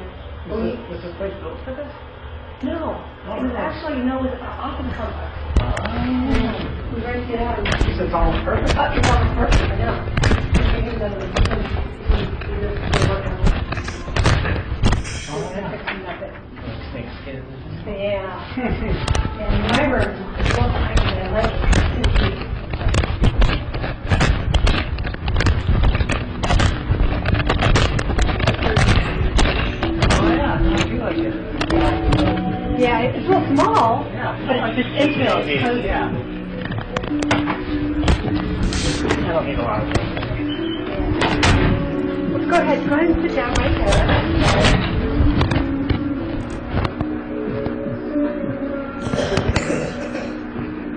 Okay, great. Sorry, next question right away. So you talked to probably a couple different people, like, Just coming in? just coming in? Yeah. Yeah, so how'd you hear the temple? Well, I saw your ad on Arrows, Okay. Oh, on Arrows, okay, Yeah. okay, so I don't know anything about it. okay, So okay. Just a quick question. Do you recall when you would have placed the ad on Arrows as part of your outreach agreement with the temple? Correct. And do you recall when you went to place your ad that there was actually a Tantra category? Because your ad was in the Tantra category. Do you remember seeing it? Yeah, there's just several different categories. Right. Yeah. And that guide had body rubs, it had escorts, and it had a Tantra category. And so you placed your ad under Tantra. Correct. People looking for Tantra could find Tantra. Is that right? Yes. Okay, thank you. my first time here, Yeah, that's good. nervous. So. Yeah, good. I'm glad you picked me because I'm like really low key and Good. That's what I need. I love people and I love skin. I love the body, and I came here because I wanted some sessions. I wanted some help myself, and this was years ago. But I started taking classes and getting it, the Tantra thing.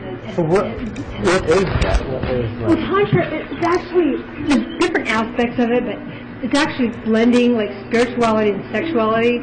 It's like, it's blending sexuality with being more conscious and aware of what's going on instead of just having this orgasm. It's like being more aware. And, like one of the big things is like being here and present and here and now, and like, once we get the session going, I'm gonna lock the door, and it's like, there's an hour just us, and it's Okay. like.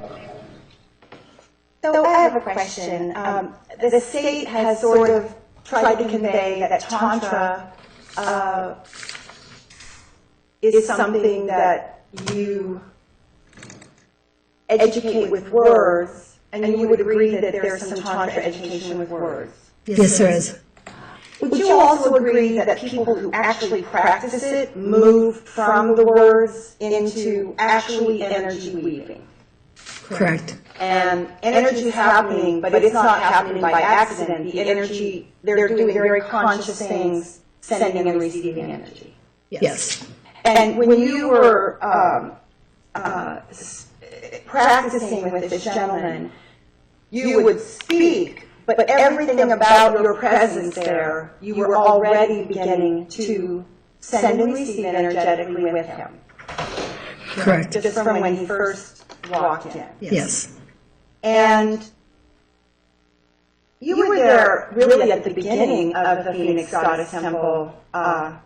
Within just, I would say, less than a year of our arrival, you came as a person to take classes and eventually became a practitioner.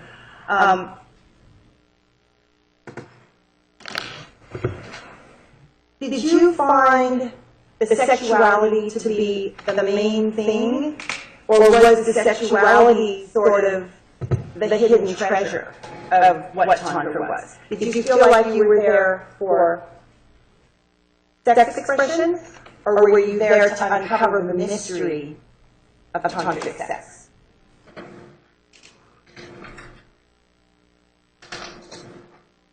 I'd say it was about a 50-50 split. So it was your expression and the practice. Mm-hmm.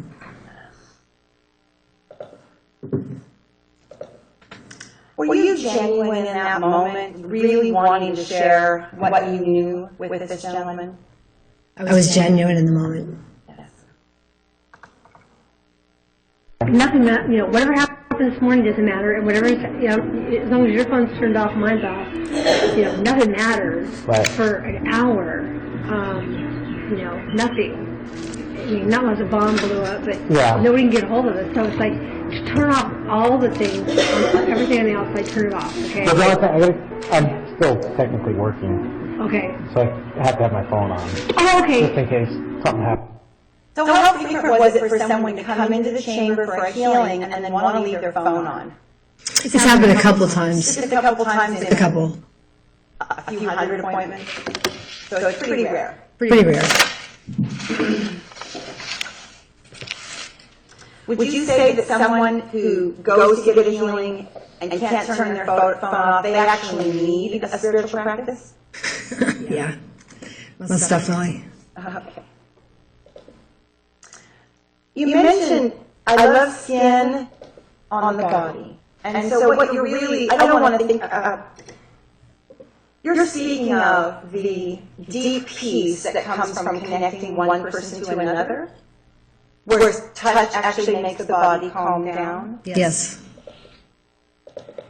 Did you find as you began to practice that you were learning things inside of your practice that you could not learn in a school? Correct. And so many people in the temple viewed the actual practice with the seekers as practicum, that it wasn't just for the seeker, but it was for your practice to improve. Do you recall it being like that? Yes, I do.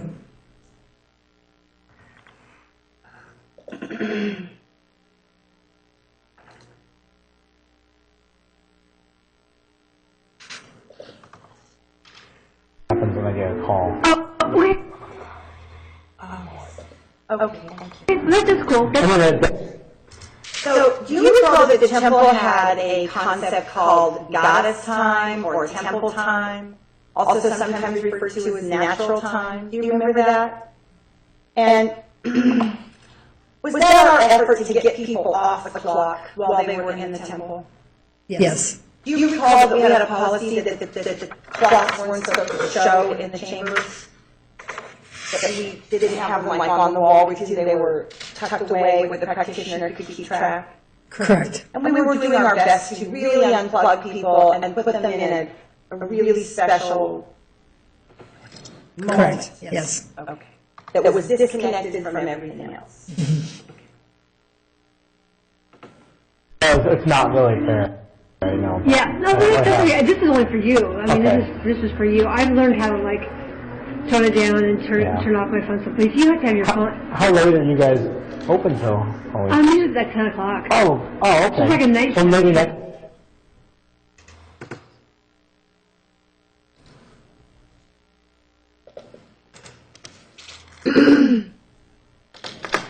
Did you ever work that late, Rebecca? You didn't stick around That time, no. No. So you really chose to work kind of 10 to 6, that kind of thing? Yeah. A little bit of the day shift and just a smidge of the afternoon? Yeah.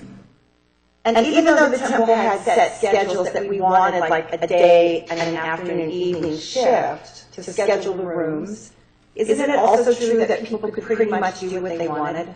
In terms of jumping on the schedule, taking themselves off the schedule? Pretty much.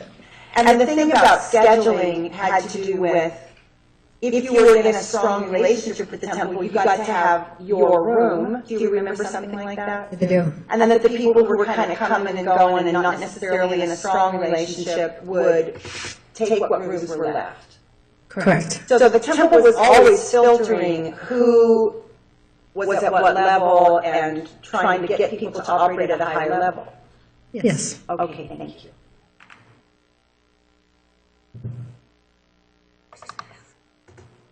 Time I'll do like a. Oh, you're not here at night? Sometimes. Okay. Sometimes not. We work till 5, so it's always. But it's. Yeah. Well, you know what? That's okay. As long as hopefully you won't have any too many interruptions, because that way you can really get into it. Because what you want to do is you want to. It's kind of like going into like another like hemisphere, like another time and space. Oh. Yeah. It's like. So nothing really matters if you can just turn. Okay, so you got your phone on in case of an emergency, but even with that, just turn that off. The next time I'll make sure that I come when I. Yeah. When I can. Yeah. So what the plan is, and what we want to do is be able to like totally relax, and this is the way the brain works. If you're thinking about things like, oh, I have an appointment, oh, I got to do this next week, oh shoot, I forgot to take out the trash. You're thinking, and your mind's you're outputting. It's hard to receive an input, like feel, feeling. That makes sense. So what you want to do is you want to turn it all off. If you have a feeling, if you have like a thought come in, like to say Aphrodite said, let it go. So make like a picture of it, like the trash. Oh, okay. And like okay, making a picture of it. Okay, then you get to go away and go back to the table, go back to the altar, and be here now in the present moment and just feel. That's what. So you referred to the table and then you said altar. Is that because you spent a lot of time at Sweehaw where they call that the table? Correct. So you were spending almost as much time or as much time at Sweehaw where that would have been referred to as a massage table, about as much time. And so that was part of why you said it and then corrected yourself, because you spent so much time at Sweehaw. I spent at Sweehaw, I spent 4 hours, 3 days a week, so that was 12 hours. So probably twice as much time I spent At the temple, okay. Yeah. Do you feel that's why you referred to it as a table in that moment, though? Yeah, and just memory, just ADD or something, it's just like, get forgetful. Okay, all right. And your understanding of the altar, the way we use altar, do you remember from the class that the altar, ALTAR, is where we consecrate to altar, ALTER, change towards the divine? Yes. Is that definition of the altar?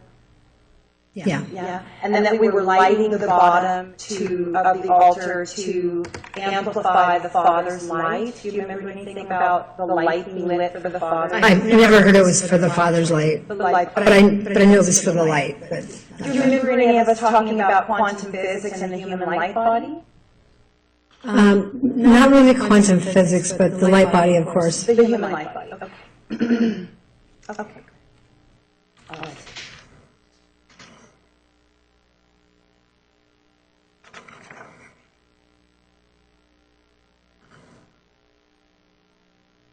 So, this person is in your chamber and he's really not there as a genuine seeker, he's there for another purpose.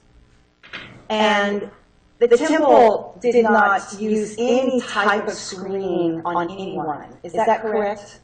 To your knowledge, we pretty much let people just schedule. Yes. We didn't ask them where they worked. No. We didn't ask them, do you have a credit card? We didn't ask, is that true? We didn't ask them on the phone, do you have a credit? We didn't say, be sure and have the money and show her at the beginning that you can pay the fee for this. We didn't make people prove that they had money before they came in. Never. Okay.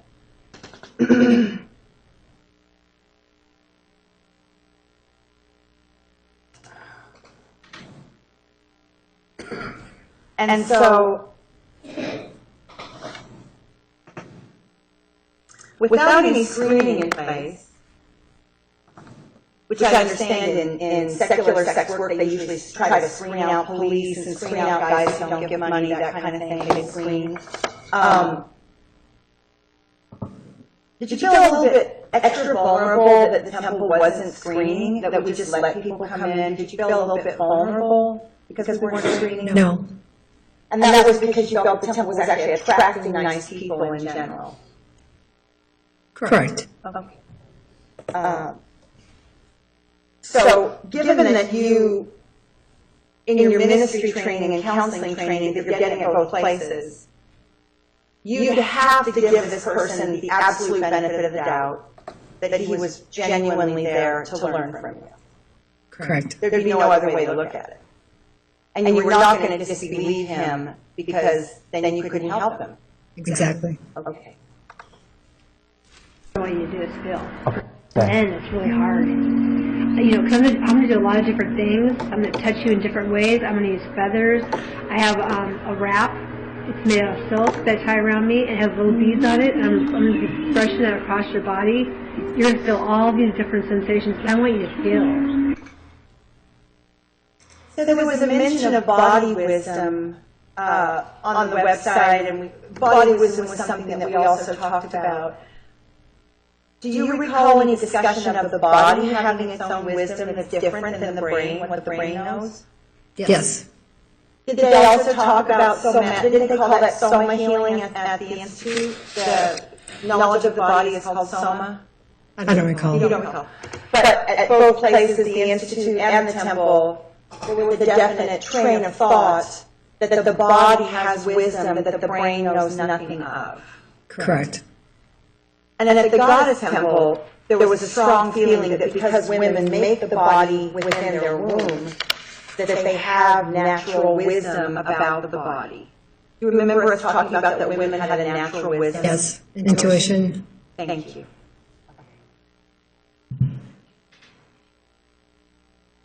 Do you recall me ever saying, or anyone there saying, or maybe you said it, that there was a belief that any woman could embody the goddess if she just wants to?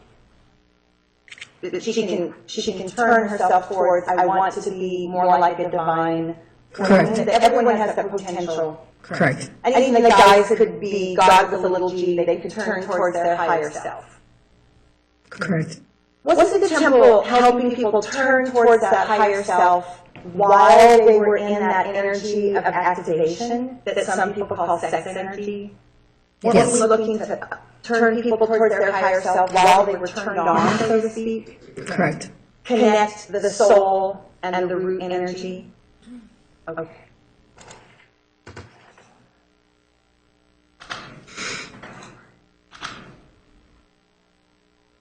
So in your studies at the Institute,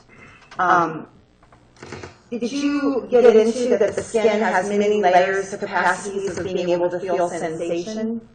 Okay. And so your use of feathers, the fringe on the sarong, your breath, the different things we're using to activate with light touch, that was the first step in opening someone up to feeling more and more and more.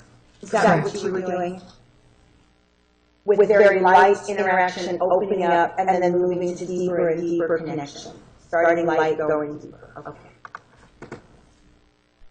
Well, that's interesting.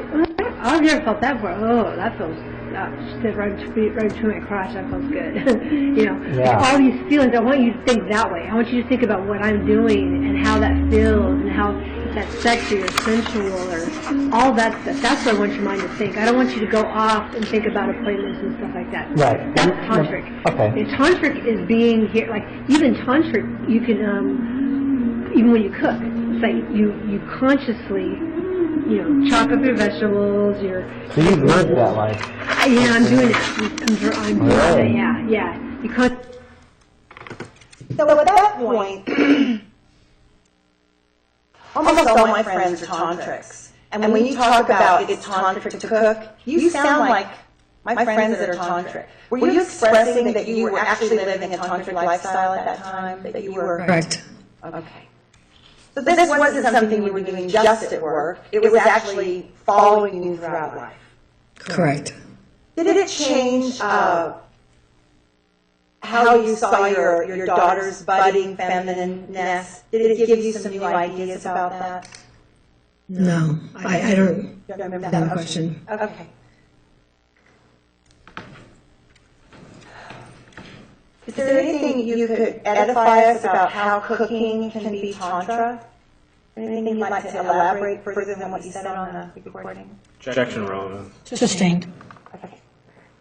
consciously think about what you're doing. You're not like that multitasking thing. Yeah. That's, you know, I used to be the great multitasker, but it's like I have kids. I'd have one foot over here, one foot over there. Mom, I would be listening. I'd listen for myself. I want to be everywhere. Yeah. The tantra is bringing it all. Yeah, bringing it all where you can enjoy fully the present moment, whatever you're doing. And when it comes to sex and our sexual stimulus, it's like if you could get to the point where you just concentrate only on that, you'll have these amazing, awesome orgasms. And you'll be able to control, like, you know, premature ejaculation. You'll be able to control what your body is doing. But it takes some time. So you'll help me with that? Yeah. Okay. Yeah, So we actually, we can do a little bit of session on that. Yeah. so do we actually have sex?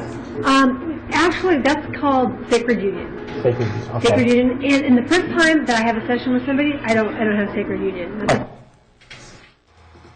So it's your understanding at that point that the detective was asking you for intercourse? Is that what you thought he was doing? Or do you think he knew what sacred union was when he said that?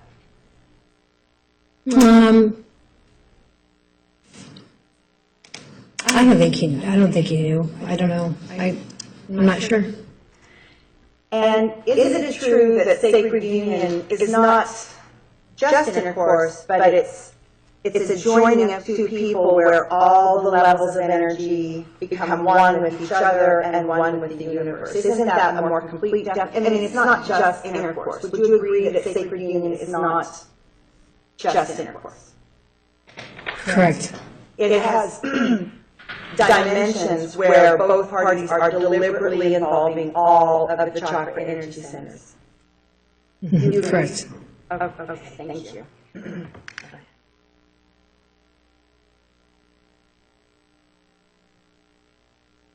So we mentioned that it was your practice not to do sacred union on a first visit.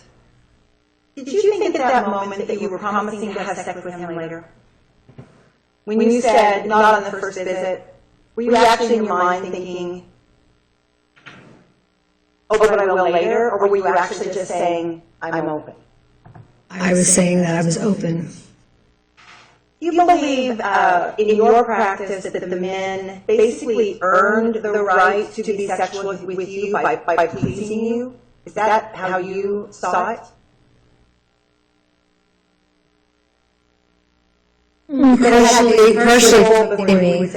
Partially pleasing me or pleasing my personality. Exactly, pleasing your personality. That they were in accord with respecting you. Would you feel that you were respected by your seekers? Yeah, most of them. Okay. And the ones that weren't respectful, did you attempt to give them a little education? Yes, and sometimes it really didn't matter. They weren't there for education. But those men that found their way in, that thought you were a beautiful woman but didn't want the education. In Temple, we spoke about that as an opportunity. I recall that you were a practitioner of magnetic attraction and the secret, the attraction of the universe, the law of attraction? Yeah, correct. Okay. So when a seeker is attracted in, wasn't our belief in Temple that whoever shows up in chamber, you've actually attracted that person in? Yes. Yes. So each person is having an individual, like the Temple attracts people, but then the individuals attract people as well. Yes. Okay.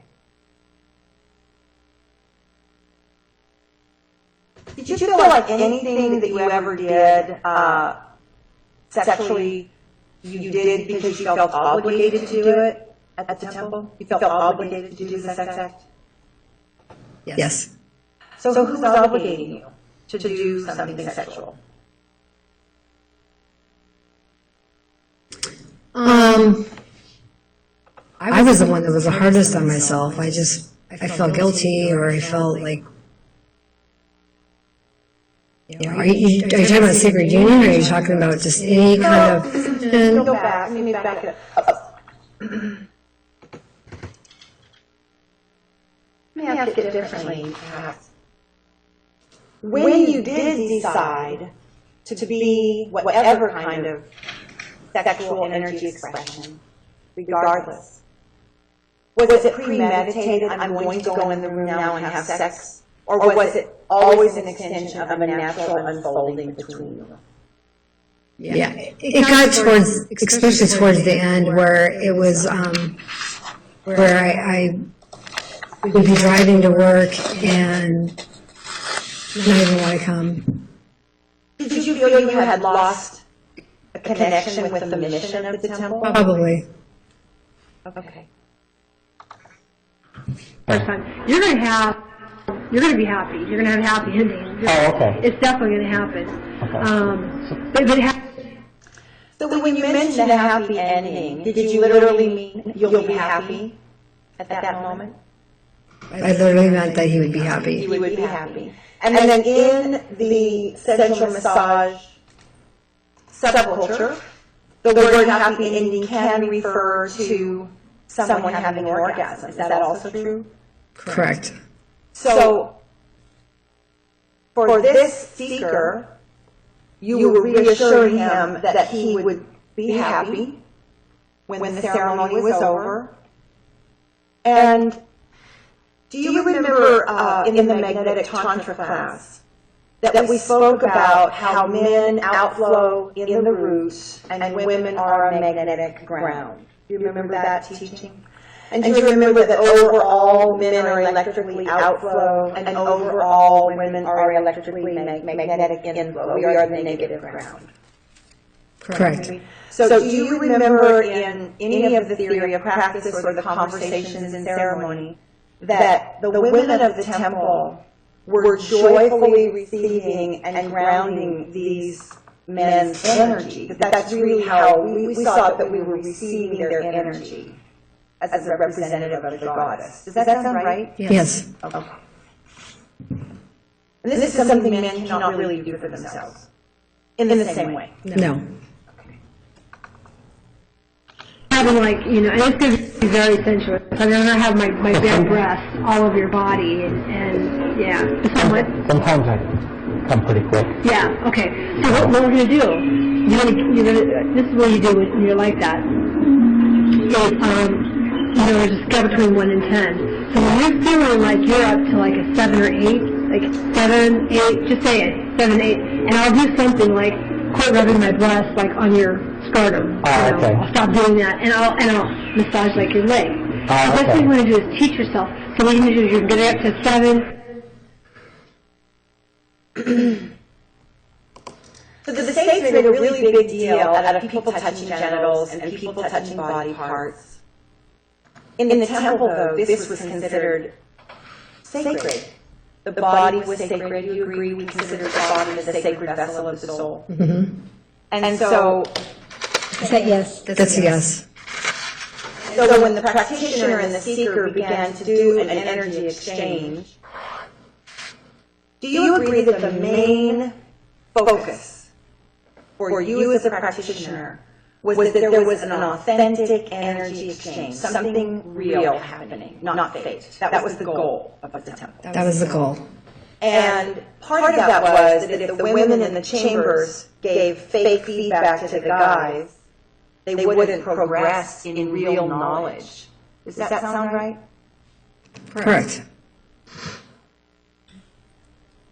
And that if we faked stuff, we weren't going to help their partners. If we faked how they were doing, it wasn't going to flow into a better relationship for the lady in their life, correct? Yes. So part of our mission really was to help the men have more skill and more confidence with the women in their lives. Is that true? Yes. Helping give them confidence and skill? Yes. And in your opinion, does a man who has confidence and skill, is he going to be more able to keep his lady happy? I believe so. If he's saying, I want to learn, then he's going to do better, just by saying that, probably. Okay.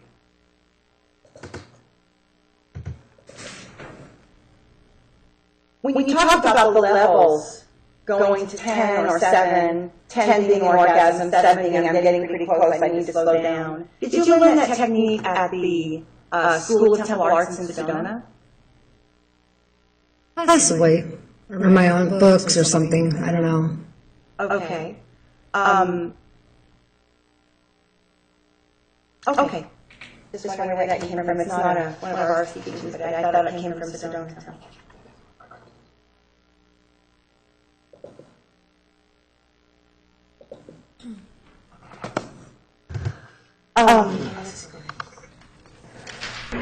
Okay, and whether you're masturbating, and you're up to like a 7 or 8 to be able to control that, to be able to work with that, then you put the magazine down, or put the computer down, and you think about something else, Wicked Witch or something, I don't know, until it gets, starts going back down again, going back down, and then you do the porn again, or whatever, or I'll start doing whatever again, and you get up to like a 7, and then, again, you're going to do something to calm it down. So what they call it, they call it riding the wave, surfing the wave. It's like, Because by the time... Is that a perfect term? Yeah. They do It say that. kind of sounds like a sexy term, but... It's kind of right in the way because you're getting up and you're like, Yeah. you know, and once you do it a couple times, 2 or 3... When you speak of riding the wave, you're actually speaking about energy. Yeah. Is that what you're speaking of, an energy wave? Would you agree? I just said yes. Oh, thank you. Twice.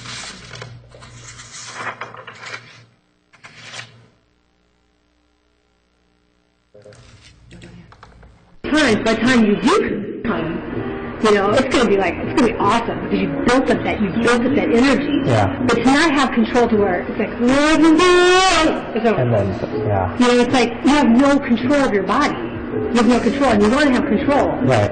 You know, and that just goes with slowing everything down. Okay. You know, and that goes on with the rest of your life. You know, Okay. it's not just in here. So what I'm going to teach you is you know, first of all, I'm going to do like a very sexy, erotic massage. Okay. We'll do that for a while, and then we'll kind of get into it. We'll get get you hard, but you know, once it gets to 7 or 8, you need to tell me, Okay. so we can bring that back down. And we'll just kind of play with that for a while until you will have a release. It'll be awesome. Okay. But you just keep that in mind, especially when you're masturbating. Do that. Say, okay, Aphrodite said I should try this. Because if you do it, it's like building muscle. It's like working out. You do it, and you keep on doing it that way. Then when you're with a woman, you're going and going, and you know, it's not like 2 seconds in, but you can kind of like slow it down or like control yourself, and you know, or take it out and like, you know, masturbate. You know, not masturbate her, but you know, do something with her. Right. You know, play with her or kiss her or play with her breasts or something, and then you know, do it again. And you say it back in again or whatever until you can get the hang of it, until you control your own body and stuff like that. So yeah, it's pretty cool things to start learning about yourself. So, how many sessions should I have, or... I want to bring my wife, but I don't know how to tell her. Do you guys have any kind of plans on how to reach that subject? No. I guess, I don't know. You can talk to different other people that do like couple sessions. Oh, you do a couple sessions. I do couple okay. sessions. However, you know, that's after the couple really made up the mind to get in here. Yeah, You'd be like, just to be honest, say, you know, honey, you know, I have this problem with, you know, I just, God, you know, and you can say you read a book. You take a book, and the book says, you know, that I need to practice, I need to like start this slave thing and do like this, get to number 7, you know. And you can tell her, you can say you read a book, though you don't have to tell her that you came here. Right. Until you start having some results with your wife, like, she's like, wow, you know. Yeah. You know, we're having longer sex, and this is great. Yeah. Then maybe say, I want to go to this place, or I've already been to this place, and I've learned these things. I want to go to this place and learn. You sound very, first of all, knowledgeable, like you have a lot of ideas to bring to the topic, and you also are very enthusiastic to share the knowledge. Were you being sincere about him bringing his wife to the temple if possible? Yes. And that's partly because you came to the temple not as a practitioner, but as a woman who wanted to blossom in her sensuality. Correct.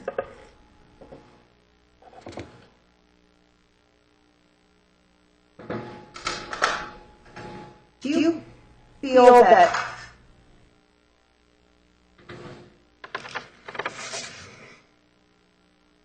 did you feel at the time that it was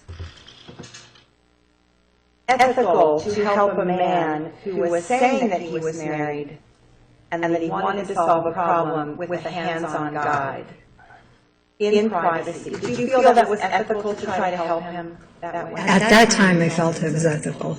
Okay.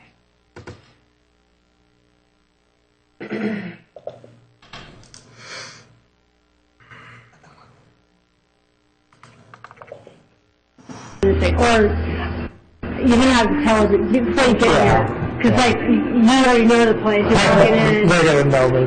Hey, you. That's true.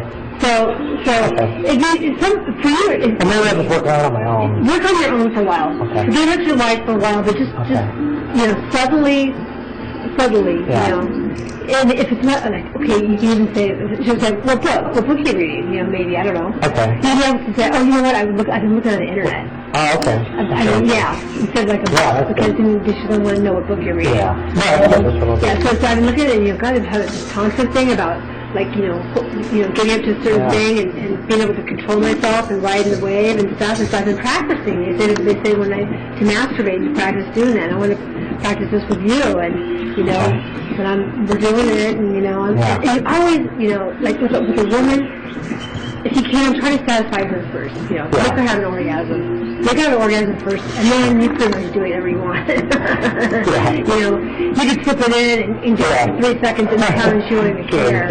But you know you want to do it for you. I mean, see, I'm not a man, but I've heard that these orgasms that you can have are like explosive. Like you can feel it all your whole body. I mean, if and you're just think of what you're having times that by 10. I mean,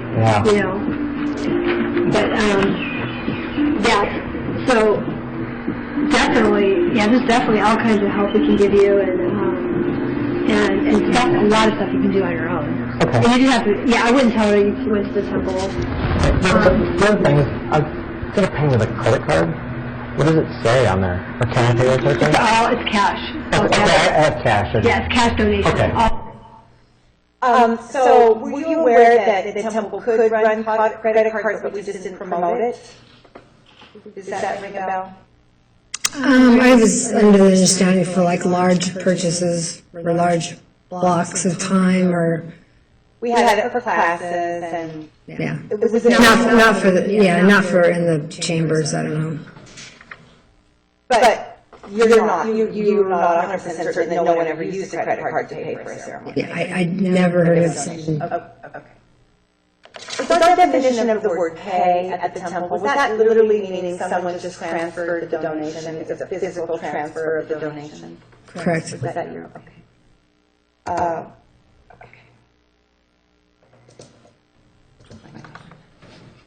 All cash donation. Okay. Yeah. So what is it for the hour?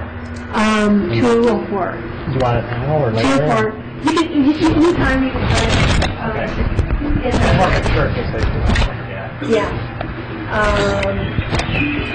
Why is it, someone wants like 2 or 4, Okay, 2 plus 4 equals 6, and 6 in numerology means something like abundance. So everything, like in the tantric temple, everything means something. So it's like, okay, so the 6, they want to get in the 6. So if you look at 3, 501, 204, that's what it's called numerology. Oh, okay. Yeah. It is.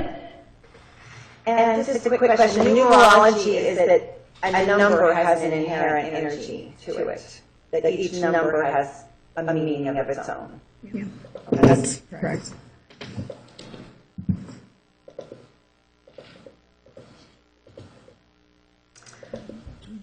So,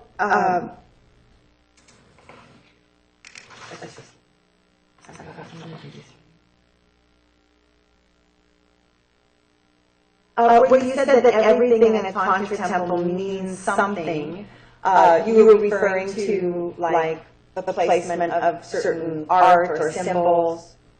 And do you recall that the temple felt that the transformation chambers were equivalent to a Catholic confessional booth, that they were very private, almost like a confessional? They're very private. I've never linked those two things together, though. Okay, you didn't hear that? No. Yeah. Because of my first time, do I tip? Is that kind of... You can leave a gratuity if you want. Okay. You know, people do all the time. You know, like or it's you. Just because I want to make sure, I learn today when I come back. The right energy. Yeah, and that's So next time you come back, just know what the offering is. The offering is support, and then wait to the end. Wait till it's all over. If you feel like you want to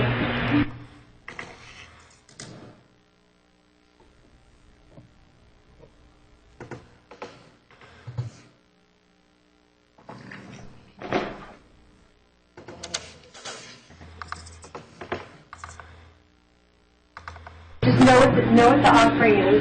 The offering is support. And then wait to the end. Wait till it's all over. If you feel like you want to, give an extra little bit, so you can. And if you feel like, you don't, whatever. That's totally up. So in this, you're telling him Temple's protocol, which is to leave the offering of support at the end. And you're telling him if he wants to leave more, he can. And then you say something like, all what you decide from your heart. Is that what you heard? Correct. Okay. But always wait to the end of the session. And, yeah. That sounds fantastic. Yeah, and then it's fun, and I love it. It's great because I learned from this is going to be that beautiful table. Yeah. And flying yeah.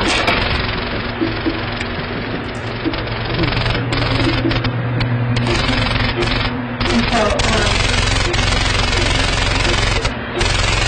what's the microphone? Yeah. Oh, okay. I'm thinking one of my little thingies was going. Oh, no. Okay, so why don't you go ahead? I want you to take everything off. I'm going to leave for just like 2 minutes. Okay. I'm going to change this in a couple of weeks. I'm going to show you one more thing. It's called Temple Hug. Okay, so right here you're trying to show him the temple hug. You're about to demonstrate our secret handshake at the temple hug. Yes. And your remembrance of the temple hug, this was to sort of initiate the person into feeling the electrical currents in their body. Is that right? Correct. Through the placement of the hands, the polarity hands. And so you did teach the secret of the temple hug. Yes. And that was, did you ever not teach the secret of the temple hug? You always provided that. Was that pretty much a standard instruction? Do give everyone a teaching? Yeah, it's a nice icebreaker. Well, it's also to let them feel that energy patterns are real in the body. That's true. Okay.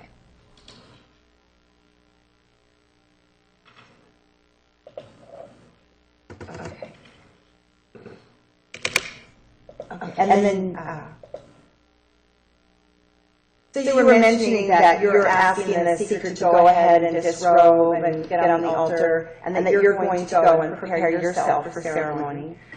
Is there anything special about how you prepared the ceremony? Did you just change clothes or say a little prayer, let me do the right thing, or how did you take that little space and prepare for yourself? I would go into the dressing room and change into my sarong and just get a little mental clarity. Take a couple of deep breaths and or use the restroom, put them in my mouth, something like that. Yeah. Okay. And isn't it true that the temple hug not only instructed people like an energy initiation, it was also triage for you. You also could sort of tell what was happening energetically with someone in the way they hugged you. Yeah, I didn't have that ability. Okay. So if someone was hugging you and they were kind of limp, you knew their chi was low, something like that. Something like that, yeah.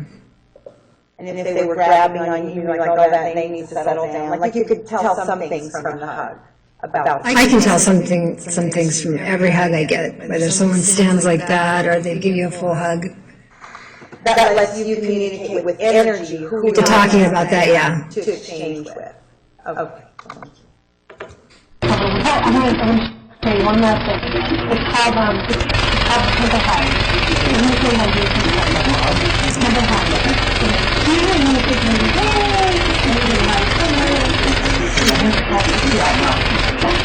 my dad's room is in one. Because a temple hug is your heart is your mind. So when it hugs this way, now it has to do it. Yeah. Do you know how that jackhammer got in your chamber all of a sudden out of nowhere? What was it? I don't know. You're in the room giving this talk, you're about to give this teaching, and this noise comes on. There was no sound in the chamber. I think it was his phone vibrating, maybe next to the wire. And it's it's on while you're giving the temple hug instruction here. Okay.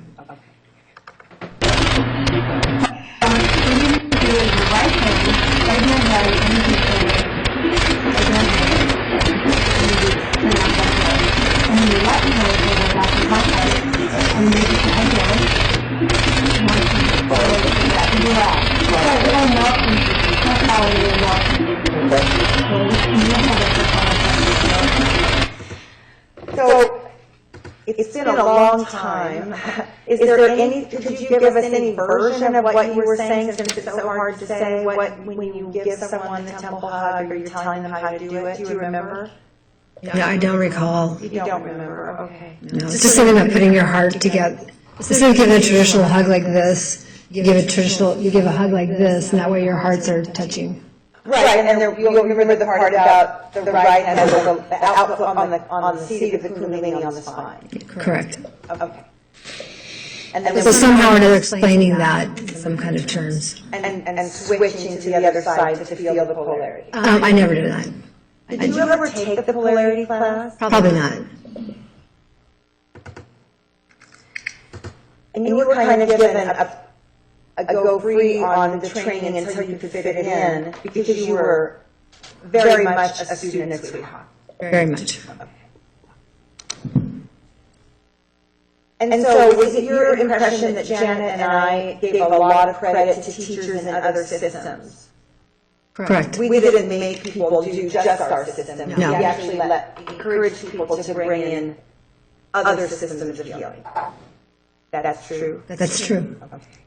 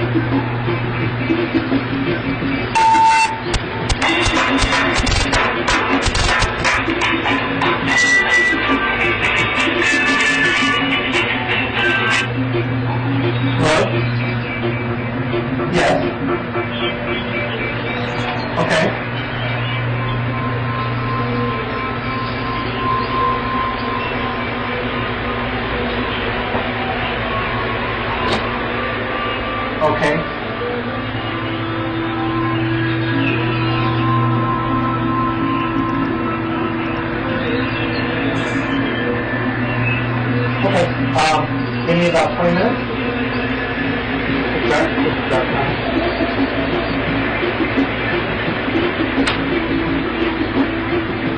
Okay. All right. Okay, bye. Of course. No, I've got to go in. Can we reschedule? I'll just leave the money. Can we reschedule? Oh, do you have to leave, really? Honestly, No, the computers. I'm the guy. So. You can't even like stay for 2 minutes? I said right past him.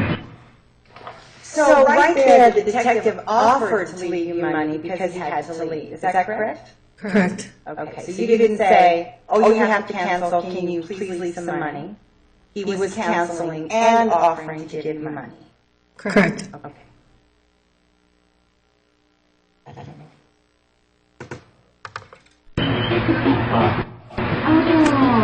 Can we reschedule? schedule though for another day?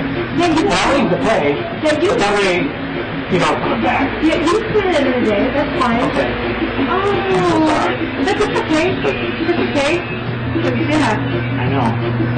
So like, you're going, I want to touch your body.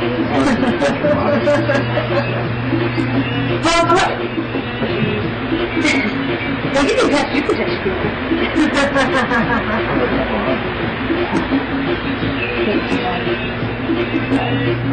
Oh, what a sweetie. Next time, turn that thing off and you can't bother you. Well, that's what I'm gonna do. It's just hard.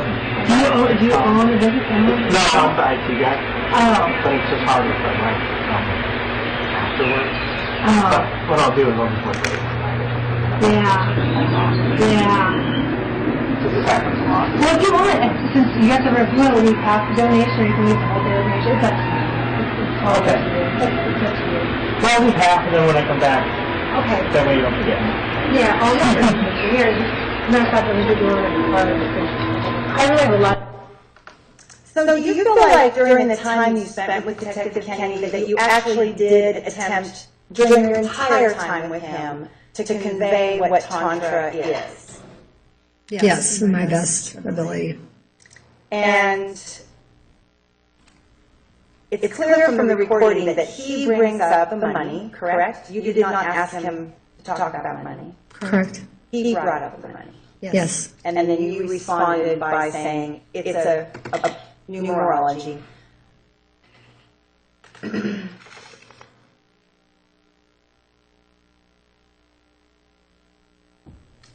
Did you ever have any ceremonies where someone didn't leave money at all?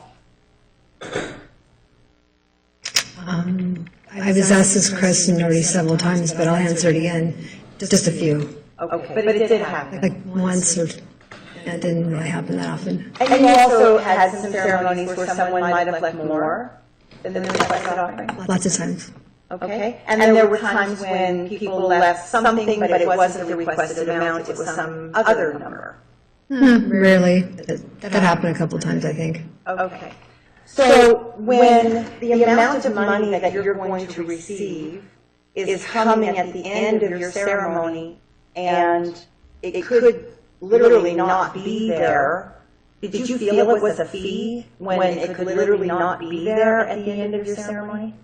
Did you feel it was a fee, or did you feel like it was a donation? I felt like it was a donation because I never had any other experience. Like I might have had just one person that didn't pay, but they were leaving a donation. And so, did you feel at the end of each ceremony, when you went to see if there was a donation, as you picked up the offering, did you feel that you had just been given a fee for having sex, or did you feel that you could give a donation for an experience in the temple? Sometimes I had both. Right, but did you feel like the money was specifically for the act of sex? Some people, sometimes I would feel like I just got paid for sex. Was that something that you felt inside, or was it that the gentleman was negotiating with you? It was just a feeling that I had. Everybody's a different experience. So there were times when you felt empowered, and there were times when you weren't so sure. Yeah, there's times I felt empowered, sometimes I felt disempowered, like something was taken away from me.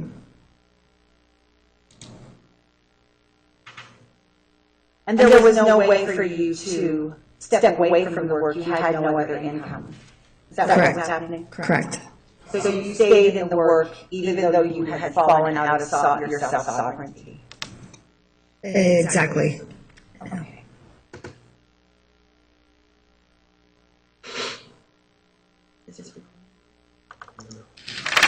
When it comes to like the premature ejaculation stuff. Oh, you actually have a card? Okay. Yeah, I have a card. And also my email's on here, my own personal private email. So if you have questions and stuff, you can email me. Because I really didn't know that. I think somebody. Yeah. Well, no, you know what?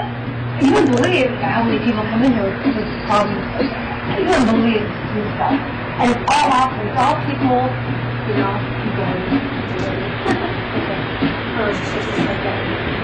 all people just wanting to have a better, you know, have a better life.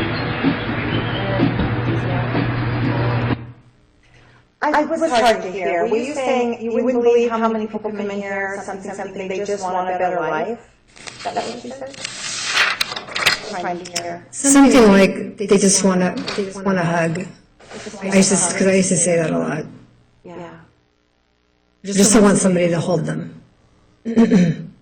So in your experience at the Goddess Temple, the giving of unconditional love, love without judgment, was definitely part of what we were doing. Like embracing someone just because they were there and human and asking. Correct.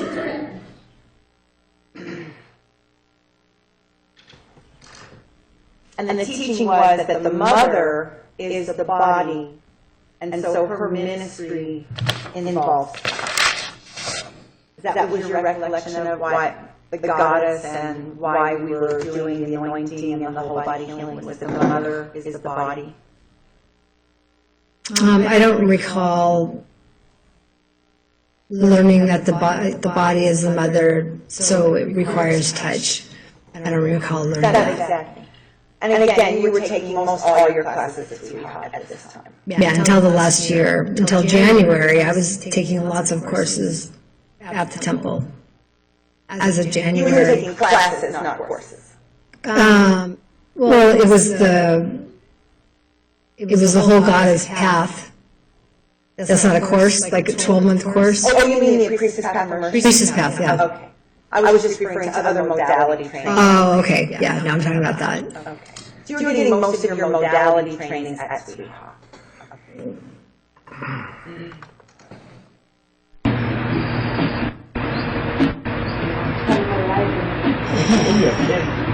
Yeah.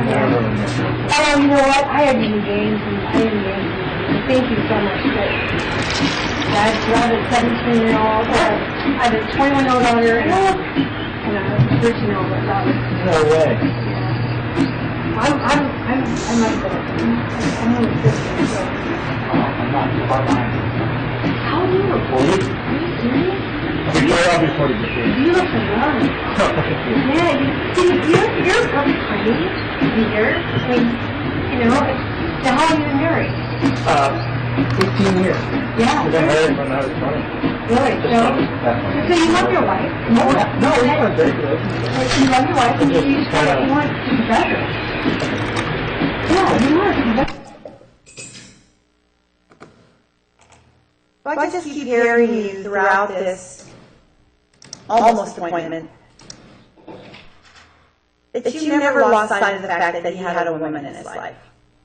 Sounds like that. Correct. So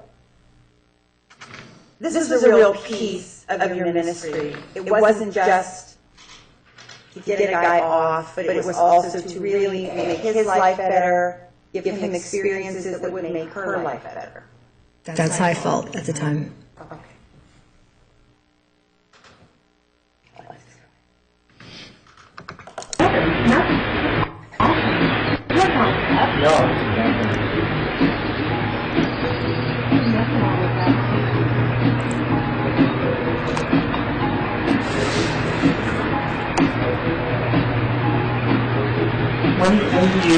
Would it be best to call you?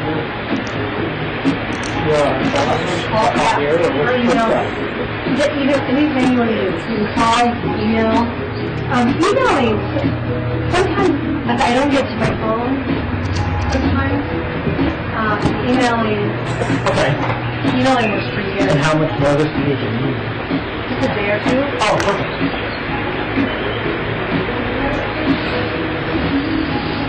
A day or two.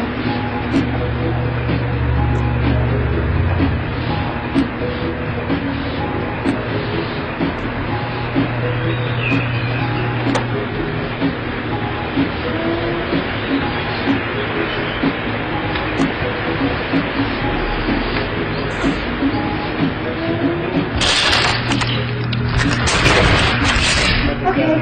sorry. I will email you. Okay. And later in the afternoon. That way. Yeah.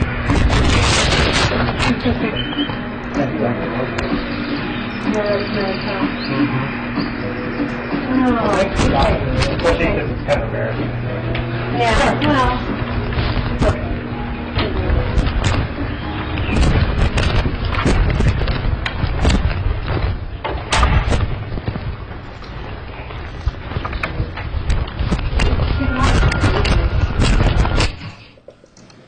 Phew. Apologize for the noise on the ears. Okay.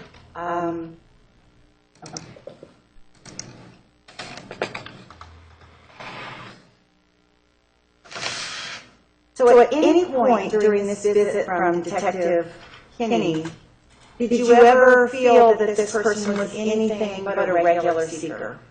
Just a seeker? I thought he was a regular person. Okay. And you believed that everything that occurred in that exchange, you pretty much adhered to temple policies? Yes. And I want to ask you, most of the seekers did follow the instructions. Would you agree that most of the seekers followed the instructions? Most seekers follow directions. Okay. Meaning, very few came in and started talking about money. Correct. Because they've been instructed not to. Correct. Okay. All right, we're going to take the afternoon recess. Ladies and gentlemen, 15 minutes. 15 minutes. Please remember the admonition. Please be seated. The record will show the presence of the jury, the defendant, and counsel. Ms. Elise, you may continue with cross-examination.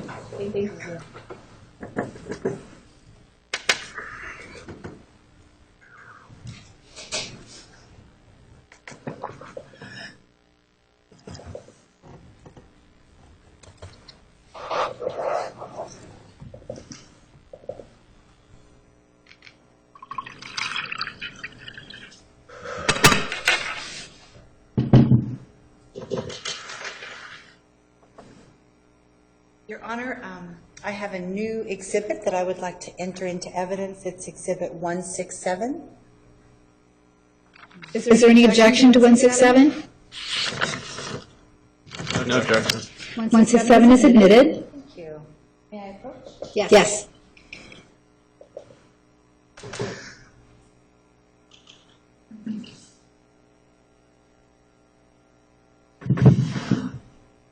Give me for a minute.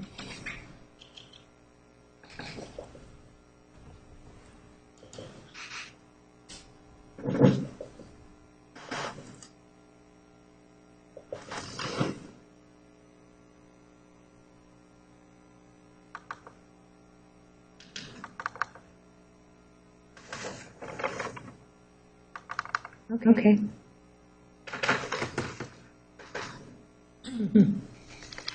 Don't remember that, right?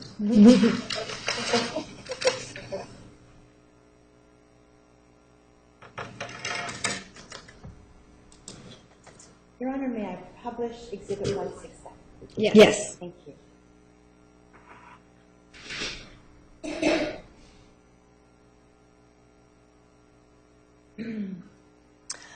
So, Ms. Carrera, do you recognize that photograph of Yes. yourself?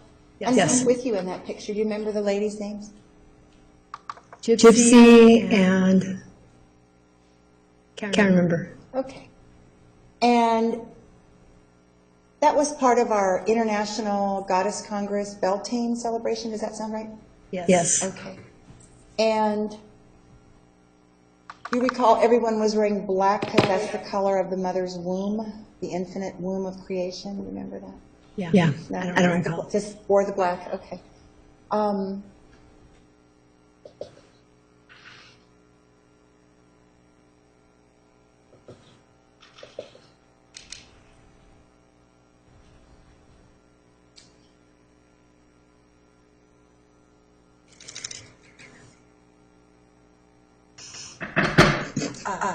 So for a time,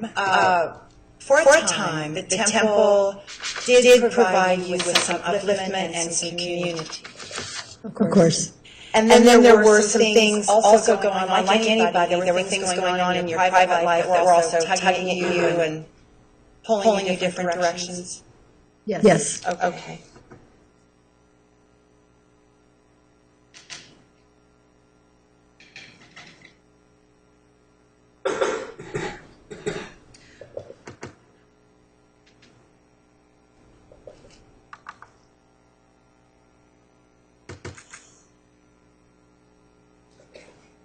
Your Honor, I have another piece of evidence, Exhibit 165.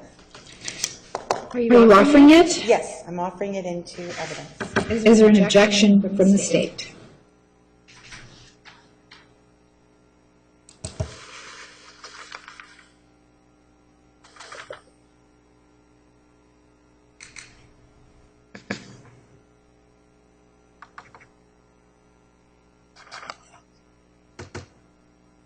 Is that no? No objection. All right, 165 is admitted. Thank you.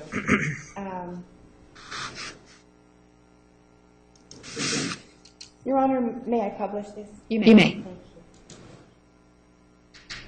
Oh, I'm sorry. Supposed to approach. May I approach the witness and see this? Yes.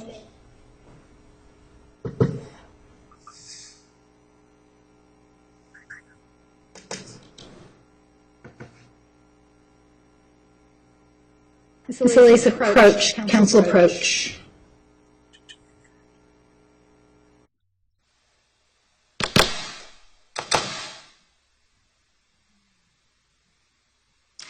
You only need to approach and show it to her if it hasn't been admitted. Once it's admitted, you can just put it on the screen to show it to her. The only time you have to approach is if the state objects to the admission and you have to lay foundation. Then you can't show it to the jury or talk about it until the witness has identified it. Okay. So if they give permission, then I can... Once it's admitted, then you can just show it to the witness from the projector. Okay? Thank you very much. Thank you.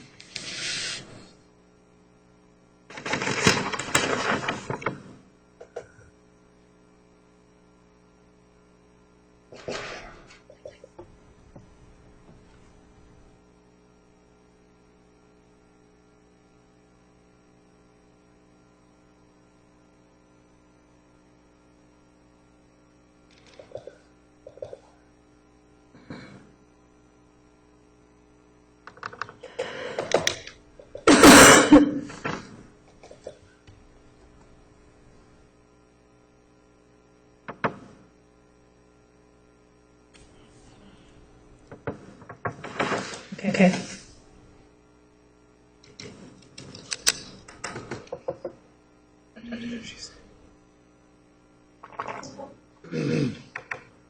So this is Exhibit 165.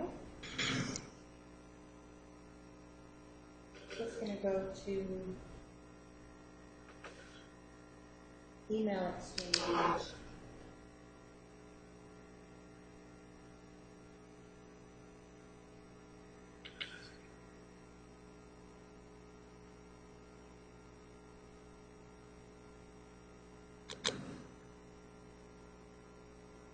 Okay.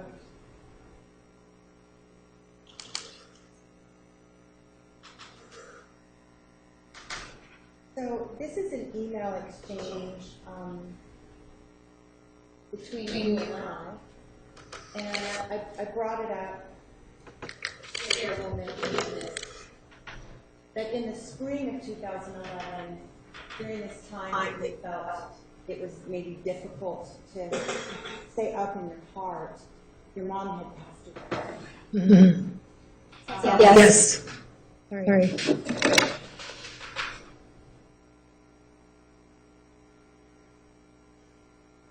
And I just wanted to, I'll miss the festivities and then take time off, be back after Mother's Day. So you were referring to the event that we just showed your picture. This was the same event a year later.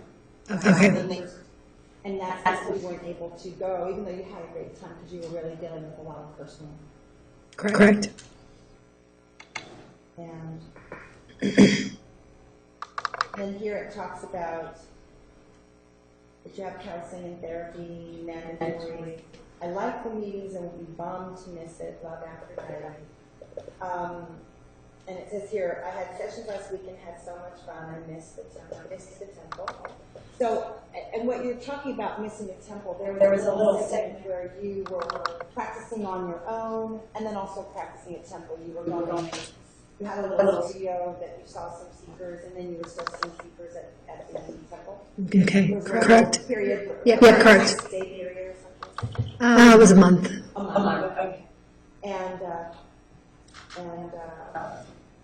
the reference to I missed the temple was that you've just been gone with personal things and exploring your practice outside until you weren't at the temple as much during about maybe 2 months. Yeah, correct. Do you find that when you withdrew into your own grief, which is certainly understandable, you also were unable to be supported by, we couldn't be there as your sisters because you withdrew. Correct.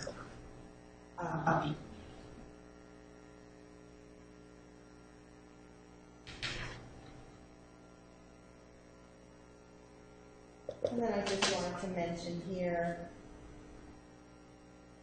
that you're saying that you're going to be gone, and it mentions, I believe in the soul's eternalness. Do you believe in the soul's eternalness as well? That the soul goes on? Objection relevance. Sustained.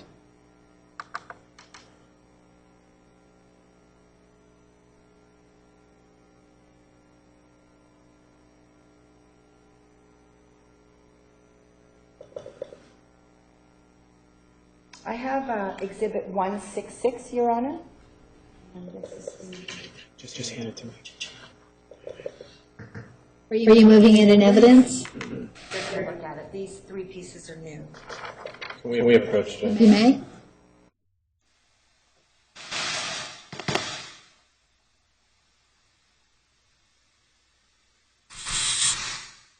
Judge, this email appears to be somebody's response to the New Times article criticizing the author of the article.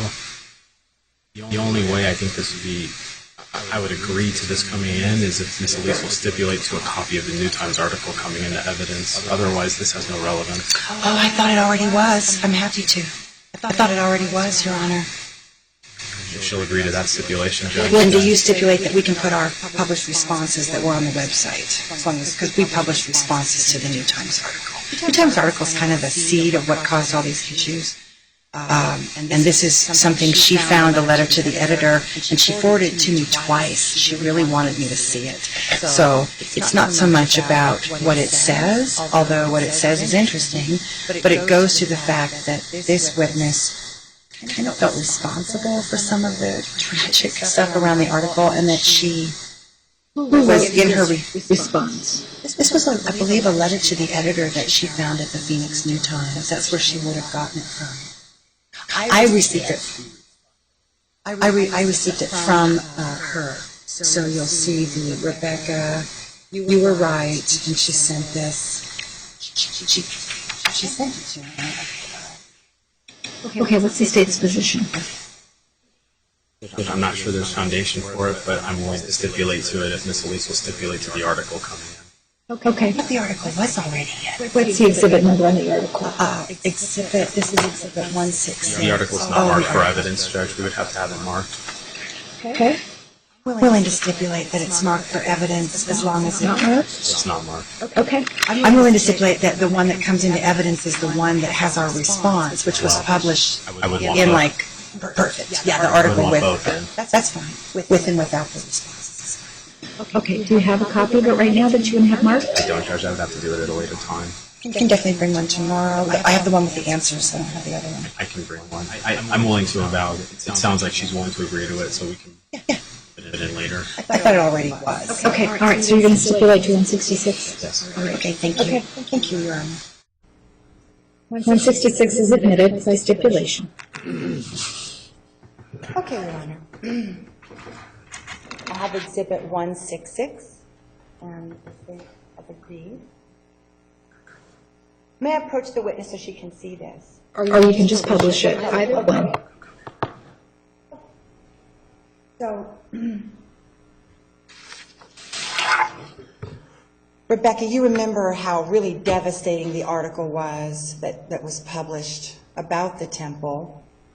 And did you feel that there was kind of some animosity towards you and Wayne? Maybe not that it was your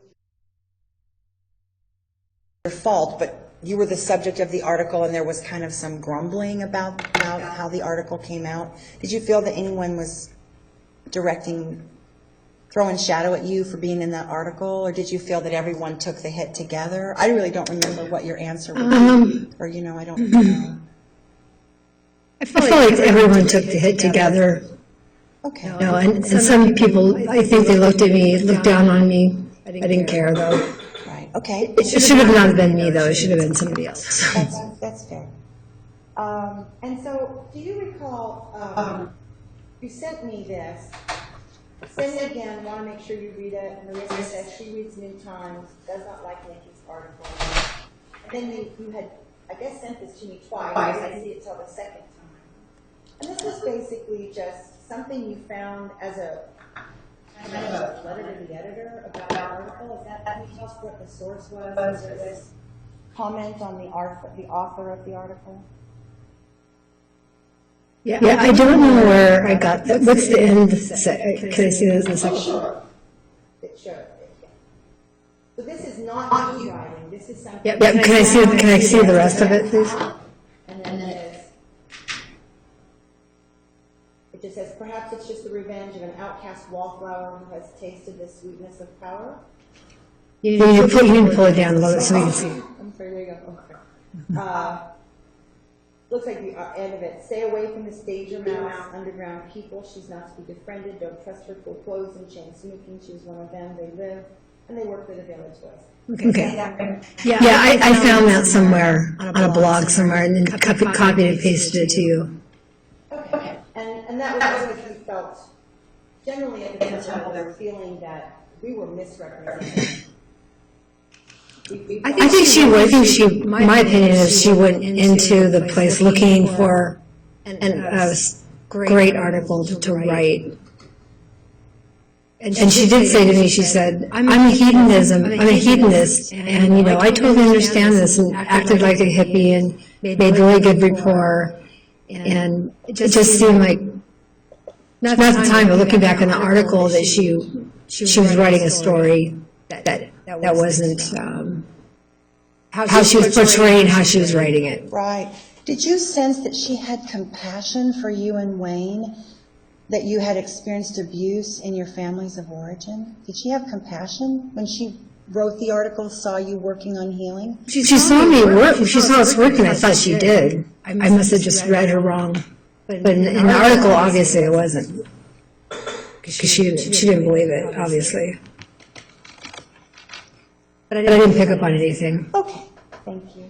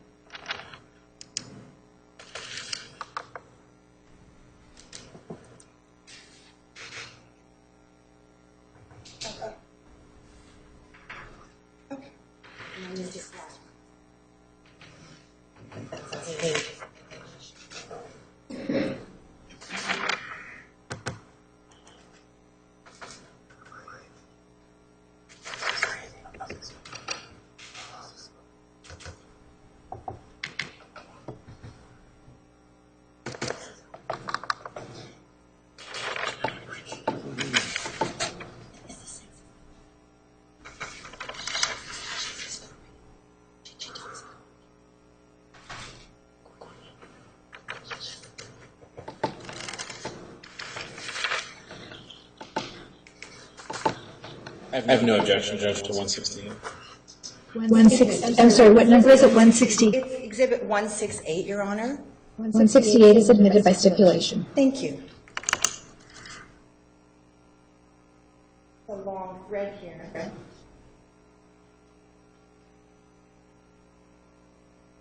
And it's dated June 8th of 11. We had weathered the storm of the article. You had weathered the storm of losing your mother on this realm existence. And now it is June, and you write, I'm going to put in my notice in my apartment. I got to do the bunny sessions in the evenings and weekends. I assume you mean there. And then you say the whole body sessions are not the same as the. Could you elaborate? I know it was a long time ago, but do you remember any of the reasons you felt? And maybe there's even one more sentence. It says, "Not the same as the temple. They did not feel right. It felt too escorted." And that you wanted to quit and come back to temple. Can you tell me what you meant by that? Sure.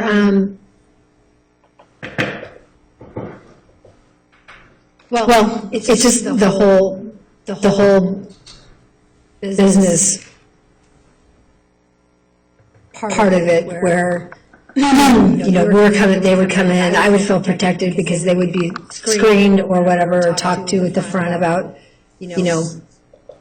what the donation was. And so, when I did it out of my apartment for a month, I didn't have a gatekeeper. I didn't have somebody come in, so I had to talk to them about money. And so the whole thing was about money and about, what was going to transpire for that. And that just didn't feel right to me. I didn't like it. And this is yours to say. Is it possible too that you missed the mission that the women were on together? Did you miss the mission? It's just not spiritual if you have an apartment in a bedroom. It's just, there's no spiritual way that I found to make that wholeness about it. But the temple is beautiful. I mean, it's beautiful and it's very spiritual and, just down to every detail. You remember when we were studying the chakras that the heart has two chambers. There's the lower chamber of what you love and the upper chambers where you love, like Jesus or Buddha, where you love everything and everybody. So is it possible when you were practicing on your own that you couldn't feel the high heart? Yeah, it's possible. And so the temple was actually really wanting you, and we were all trying to stay in the high heart of loving everyone. Yeah, definitely. Thank you.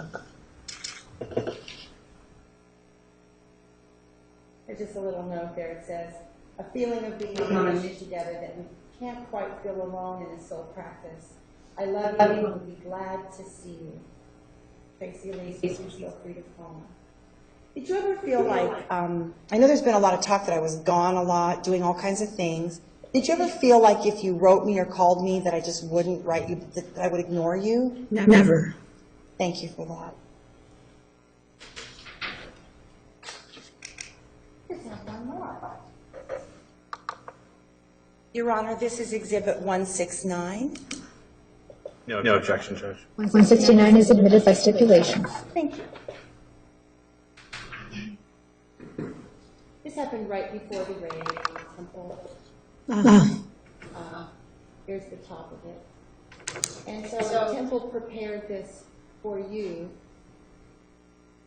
I don't know, maybe you were going to get a car or rent a house. I don't know. You needed a proof of income for something. Do you recall? Yes, I recall. Okay. And so the temple did its best to demonstrate that your ministry was above board. That's what this letter is trying to indicate. This is exactly who Rebecca is, and this is what we're saying that she does. Correct. I have a question. Did the person that you used this proof of income, did they accept it from you?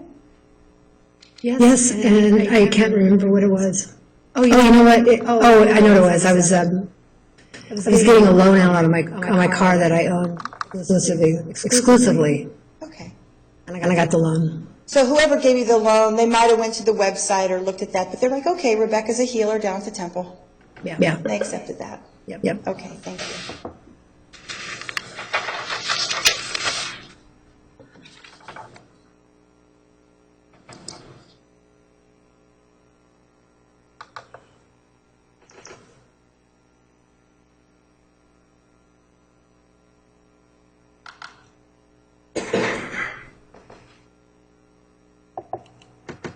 Let me just have a couple more questions.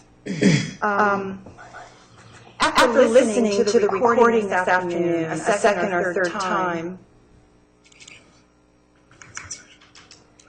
did you feel like what transpired was a deal for Detective Kenny to purchase a sex act from you? No. Is that what you feel like happened? No. Okay. Did you ever, in the chambers at the temple, do a sex act for some money being offered to you? No. Okay. Well, another question, and I think you've answered it, so. Well, you said that your ethics have changed. You have different ethics now. So you have a different religious system than what you had before?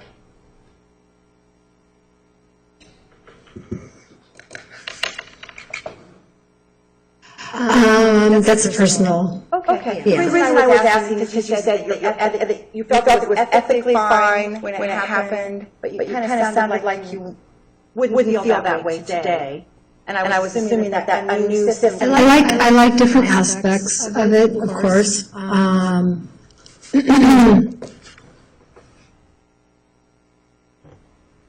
But there's, I like different aspects of it, and I've chosen to believe in those things. It was the whole money thing and getting arrested. That, So up until the moment that the temple was raided, I have one more question. Do you recall that a few times along our journey that there was a potential that Kevin and you might do couples? Talked about maybe doing some seminar work together, like teaching together. Do you remember that? teaching some classes. Together as a couple? Yeah. So I guess the last thing I would say is, in your mind, was the temple there just to improve love relations on every level possible? Yes. Thank you for your testimony. Correct.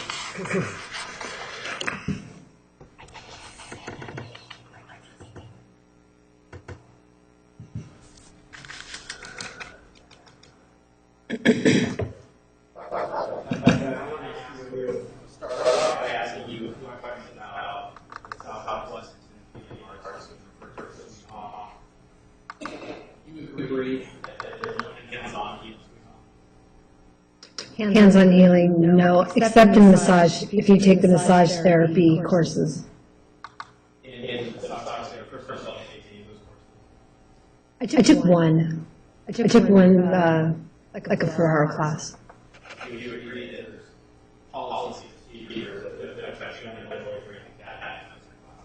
Definitely, that's what the 4-hour class was on, ethics of massage.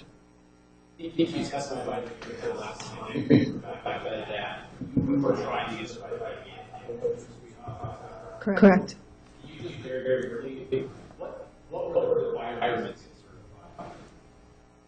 The requirements are to, I think it was 900 hours. But it was life coaching. It was mainly life coaching and hypnotherapy. Those were the two main. And then we had little sidebar classes, like a 4-hour spirituality class, a 4-hour chakra class, 4-hour anatomy class. Were those classes part of the requirement for the life coaching? Correct. But totally at 900 hours. It was something like that, yeah. Any other requirements other than those 900 hours? No, once you completed the last class, then you get your certification, your diploma, and Would it be fair to say that most of the classes you took at Sweehaw focused on life coaching and hypnotherapy? I know you mentioned there were a few classes on chakras and energy and those kind of things, but most of your classes on life coaching? yes, probably 80% of all the whole schooling was on the coaching and hypnotherapy. You started doing sessions at Phoenix Scotts. Would it be accurate for me to say that the three in types of things you did in the session would have been two classes, one class, and then then a couple of classes we took a sweet hot talk and those kind of things. Oh, and was that my limited knowledge of it? That's what I'm asking. Yeah, and then I read some books on my own. Chakras and energy, light, and vibration, energy work, which included chakras in there. You started doing at some point you got certified in electric therapy. Correct. Did you feel comfortable? Do you understand at the time you got certified?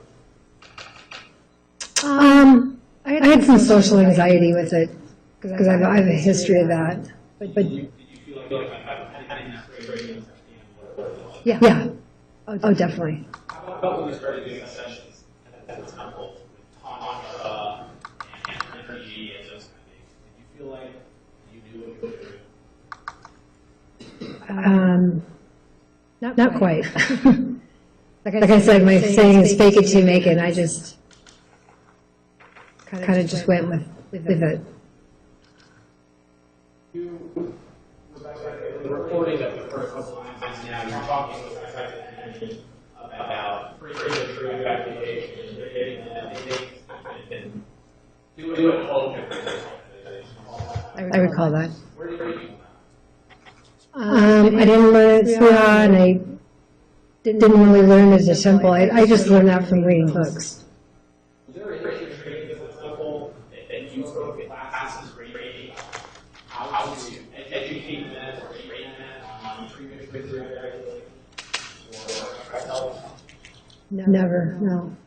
So, Dan came into the temple and at that time, you very well be talking to us who really did nothing. No, I just made that whole recording, I made all that stuff up.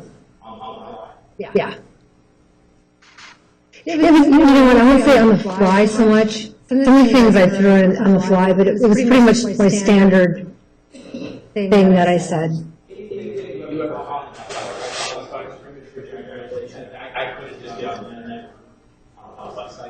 Yeah, same thing, yeah.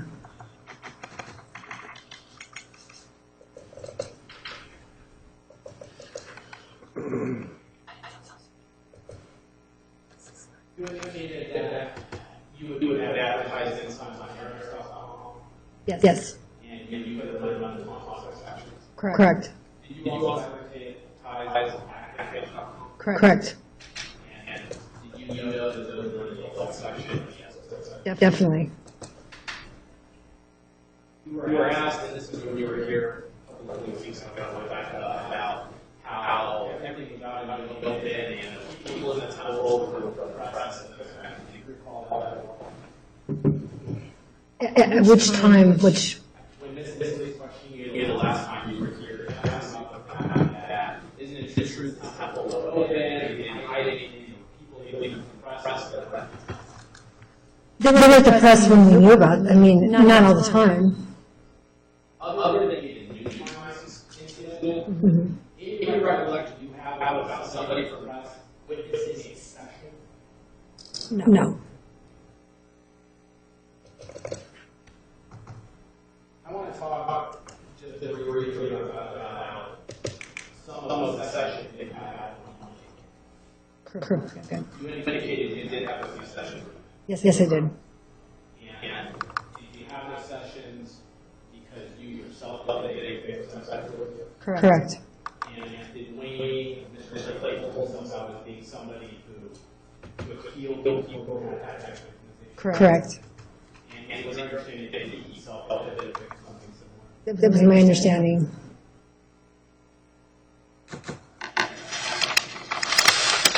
Were you aware of that when you had those sessions that you were certified in treating victims of sex abuse? No, I was not aware. You mentioned this a little bit when you were here last time, but the sessions to treat you, they involved sticking fingers in your vagina and your anus. Yes, I did. And what would you do when you did that?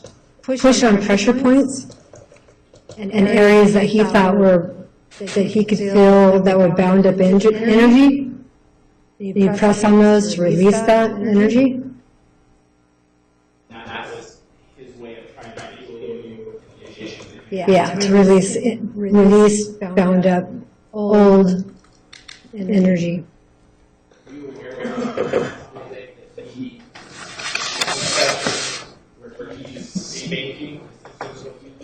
Correct. Yes. Are you aware that there are individuals who are certified and licensed sex therapists who deal with the issues of just Sure, yeah.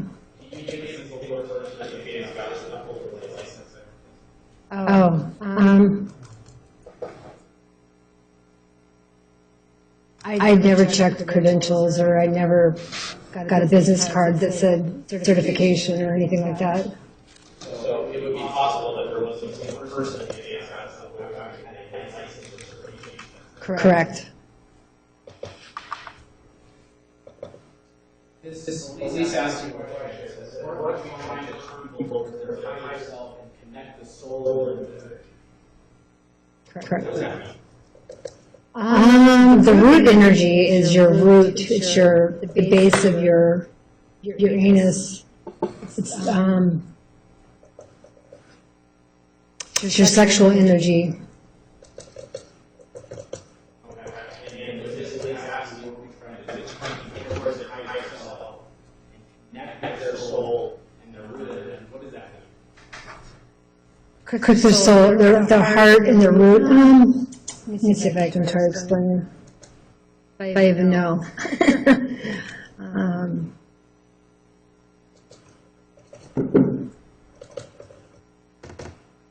The only thing I can think of is, in my mind, is releasing the root, letting that go, and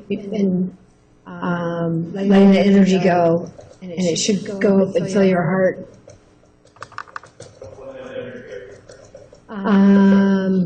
Energy that's stuck. I guess if you're sexually abused, I've heard that you have stuck energy down there. Yeah. I guess they can have stuck energy too. Let me ask this a little bit. This Elise is asking some questions leading that. We're trying to turn people towards their higher sex self. So do you know what that means?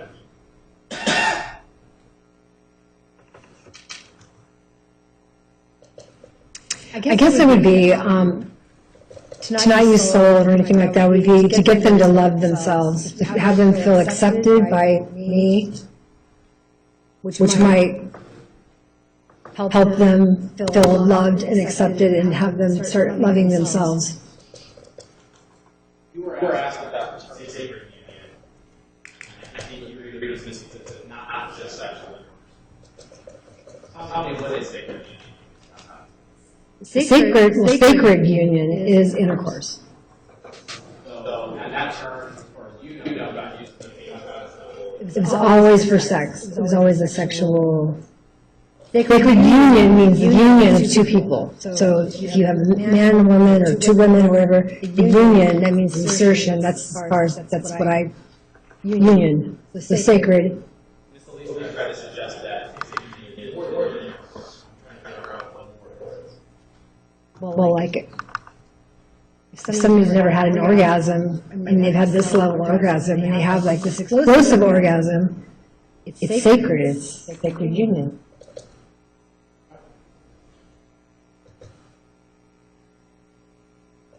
Ms. Elise asks you, if some of these research became to the total, or say sacred union is that we're there for education. And I think maybe your response was some of them are there for education. Your experience, what were the other secrets there? They're there for sex. You were asked if you felt obligated at some point to engage in sexual acts. I kind of hesitated to start to say some maybe you were guilty. And then this was asked a different question. Where were you going with that? Well, I could think of one person in particular, that was just such a nice person, nice man that came back time and time again. And he really wanted this, and, it had been many years. And so I did it for that reason. And then I just wasn't into it. If I was into it, it'd be a different story, but since I really wasn't into it, I did it for him, for the money, yeah.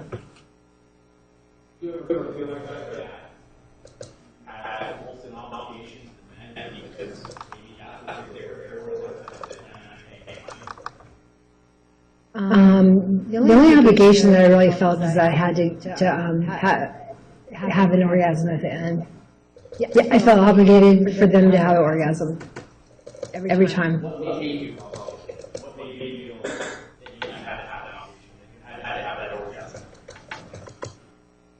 Well, because I was told that, there should be a release at the end of the session. To release would mean ejaculation. So that would be like the minimum. The fact that you were playing part of the recording where you tell us that's something that's going to happen again during the session. And so Lisa asked these questions about whether that really just meant we happy ending the session. Do you know that happy ending is a term in the sexual? Yes. And when you told Detective Kenny, because we've heard about kind of what sessions entail, and this indicated that a release was kind of almost required. Isn't that not really what you're calling him? It was going towards the orgasm. Yeah. Yes, definitely for sure. In my mind, to justify it so I felt good about myself, in my mind, if something was to go awry, the session could end, or there might not be a happy ending. But I just want to leave it open in my mind that would either happen or not happen, even though that was the requirements. If I said that, the happy ending, then I could maybe at the end get out of it, because at least they'd be happy. I'd figure some way out to make them happy. So if you, I just want to make sure I understand your saying. So it's all about happy ending. Mean that it's all about going to happy. He's going to have a happy ending, but I was playing some head games in my mind. But that's probably something I just keep to myself. But no, he's going to have a happy ending at the end. He's going to have an orgasm at the very end. Rebecca, you were asked a question. Miss Elise asked, wasn't it the mission of God was to help them have confidence with their lives? And then she asked another question. Weren't you just trying to give him the experience maybe his wife's life? Do you recall the question? Yes. Rebecca, in a typical session, when he described in detail how you prepare what to do, which maybe not every time, typically would end up with a great guy to the point of having a guy. I just have to ask, how does that make wife's life better? Okay.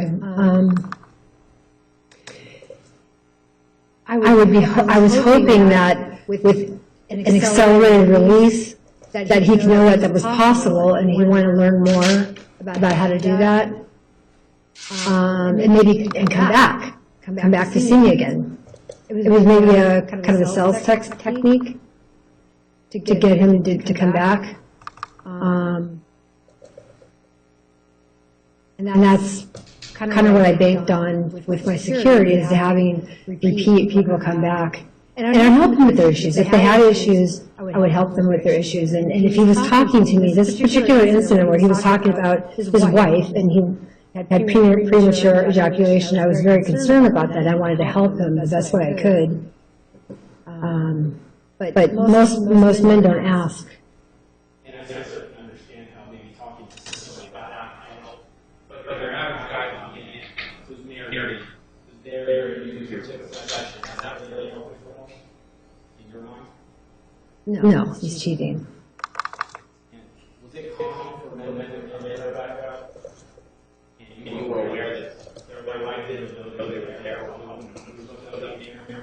Of course.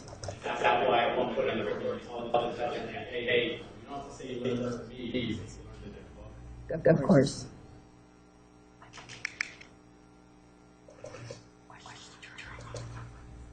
Were there times that we did session and the males were having a session that was asked to send that in longer period of time? Correct. What was the protocol on that? Was there, let me ask this, was there a protocol that There was. You were supposed to go get Janet, who was the office manager, and she would come and talk to the seeker and explain, the suggested donation is $204. You want an extra half an hour, then it's $303. She would explain all that, talk about all that, and come to determination if that's okay with, if whatever they were supposed to be talking about. And keep that kind of confidence, and then she would say, okay, it's okay to go ahead and extend your session. So Lisa many times there was a discussion in the chambers and seekers about money. In your experience, when the gatekeepers don't talk about They take them out of the chamber, out of the room, on the outside of the room, they would talk to them, get back in the room. they want to make sure that the conversation about money is going to happen outside. Exactly.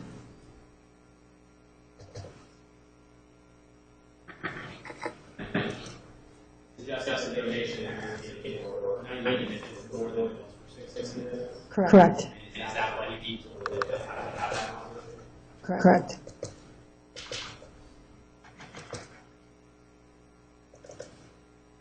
You were shown an email you were shown an email where you indicated that one might back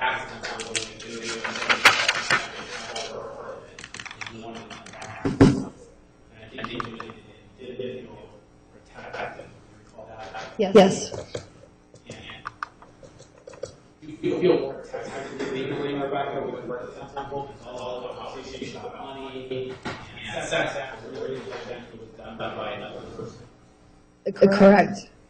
I knew that when I rented the apartment for a month, that was totally illegal in what I was doing, and I don't know where I got the idea, it just popped in my head, and it kind of popped right back out. But I wanted to go back to the place where I was protected, where I was promised that I was protected, and I was safe. You had had a conversation at the temple. Before that, the way they operate, you were protected from illegal activity. Correct.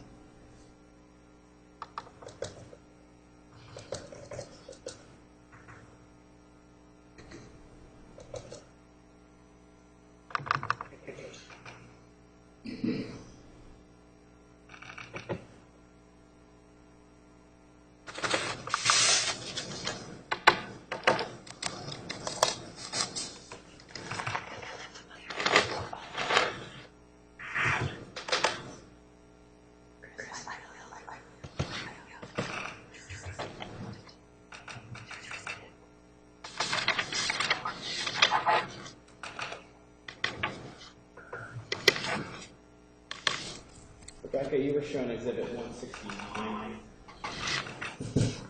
been admitted. It talks about the fact that you were averaging $1,000 a week at the temple. From your recollection, That's accurate. and you were asked about how this tells whoever's receiving it about what you do. You would agree that this doesn't say what you did in the session specifically. No, of course not. And in terms of the money issue, was there an understanding, Rebecca, that the people who worked at the temple, whether in any capacity, that they didn't have any capacity to use money because this was a church? It was discussed that the taxes from the church would be taken care of, but our own personal income, we need to either, get a sole proprietorship or have our own business. Do whatever you want, but you need to take care of your own business needs, your tax needs, I mean. That's all the question. All right. There looks like there's one additional question from a juror, and I have a number of others. Ms. Elise, counsel, please approach.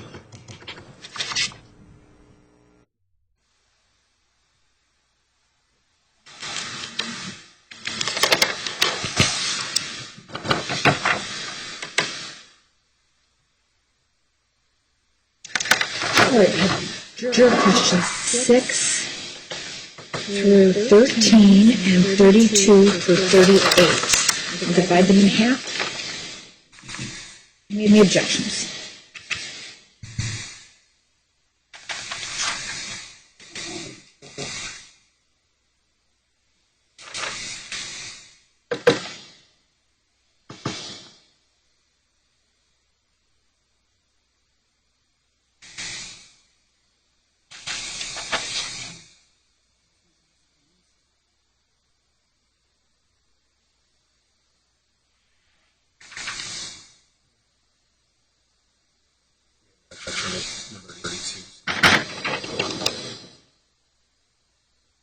We have an objection to question 32.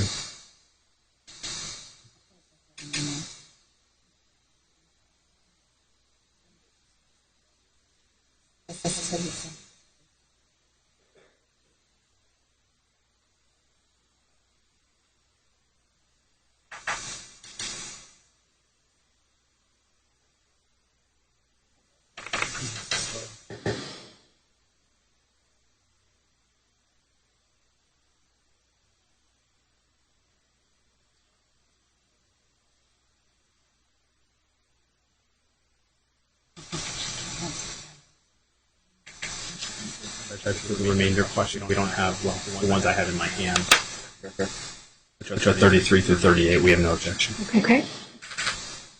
So why don't you take these? I think she has no objection to these.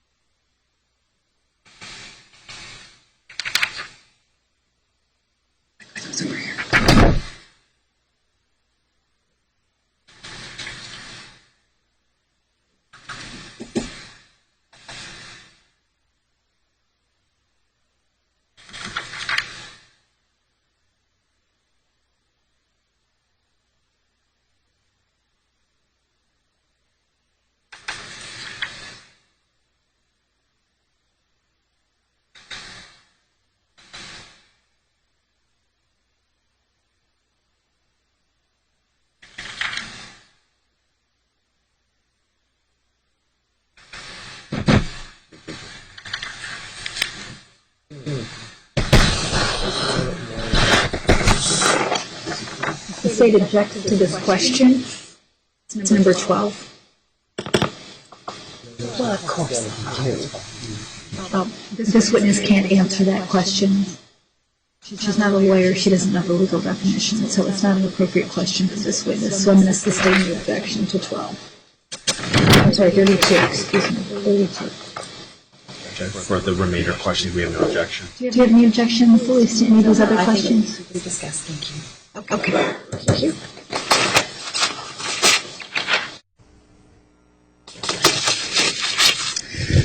All right, the jurors have some questions for you.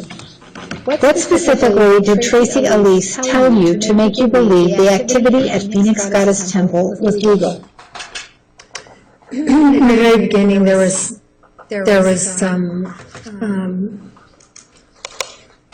reports of the police coming for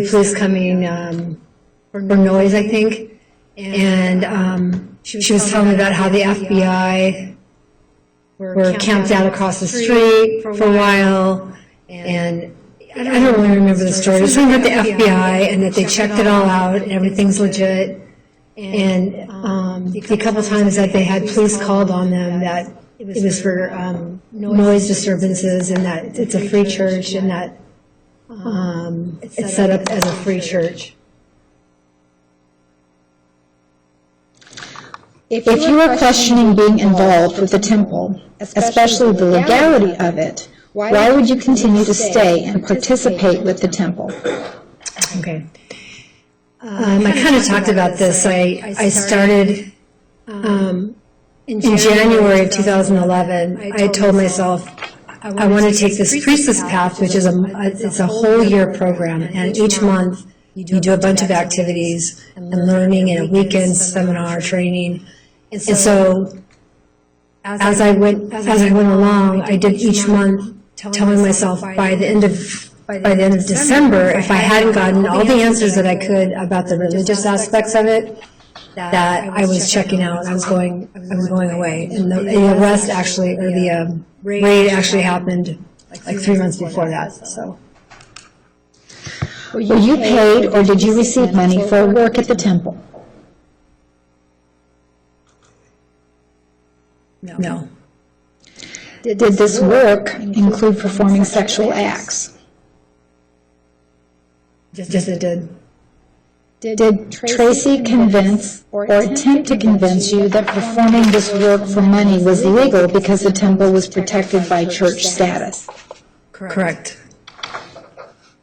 Did the hourly fee donation rate, example $2.04 an hour, include an expectation of sexual release, ejaculation for the seeker client? Correct. Or was that agreed to in some separate fee donation agreement or contract? No. Did seekers donate different amounts of money depending on what sexual act brought them release?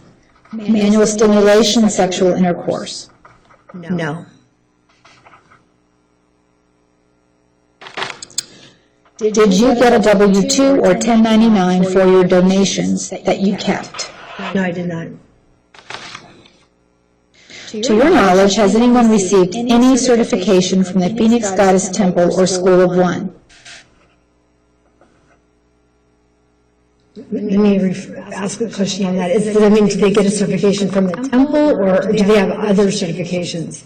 To your knowledge, has anyone received any certification from the Phoenix Goddess Temple or the School of One?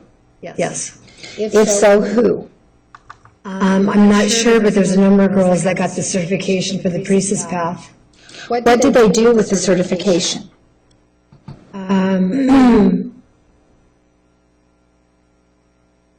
Probably hung it on their wall for.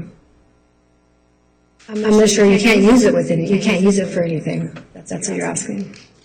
All right, and the question was who? You said a number of girls. Do you know specifically who? I know Gypsy,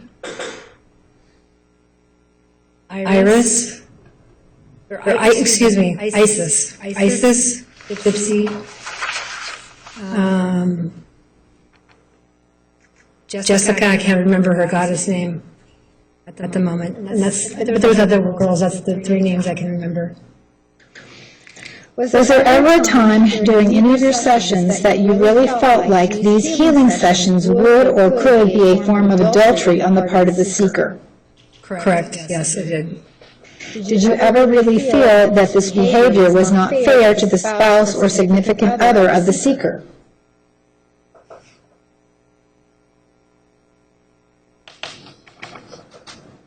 Correct, yes. We heard testimony from another witness that she didn't want to have sacred union with a seeker, so she told the gatekeeper who called you in so you could have sacred union. It's part of your job at the temple to have sex with men when other women wouldn't do it. I've never heard of that. Yeah, no. How did you tell the seekers that it was almost time for the session to be completed? I kept my eye on the clock, and I just knew my timing, and it would probably be 10 minutes before the session was going to end that they would have the release. At that time, did you make sure the seeker had a release, or did you or the seeker discuss if more time was needed for additional touching or sexual activity? Never, no. It was always taken care of. We were told that seekers were given a suggested donation amount, but the seeker could leave what their heart desired. If a seeker didn't leave the suggested donation amount, how would you feel? I would feel disappointed. My feelings would probably be hurt.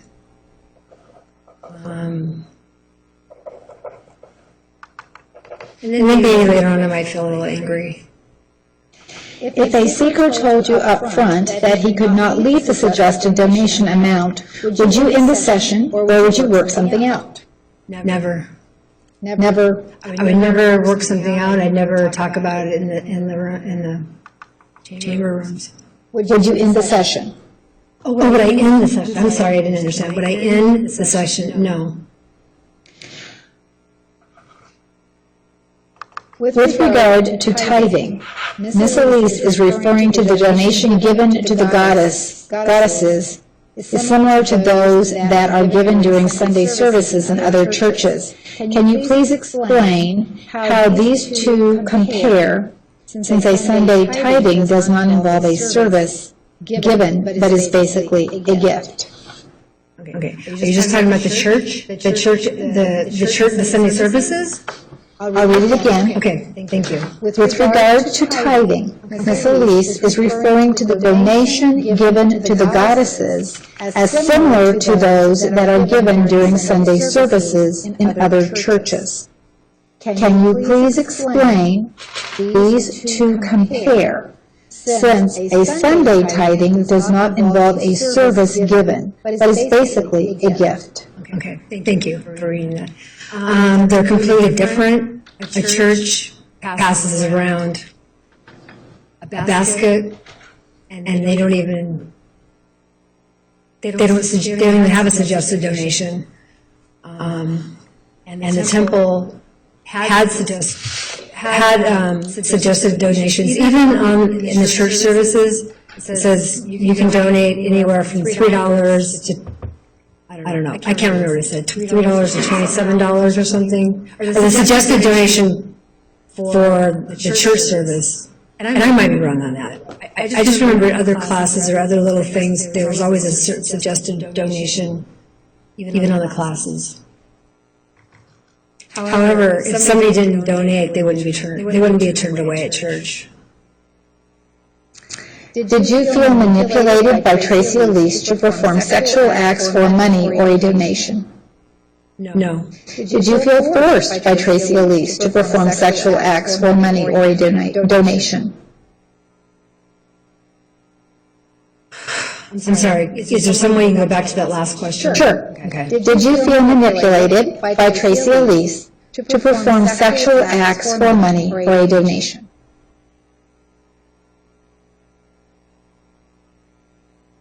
No. Did you feel forced by Tracy Elise to perform sexual acts for money or a donation? No. Did you feel coerced by Tracy Elise to perform sexual acts for money or a donation? Yes. Please approach.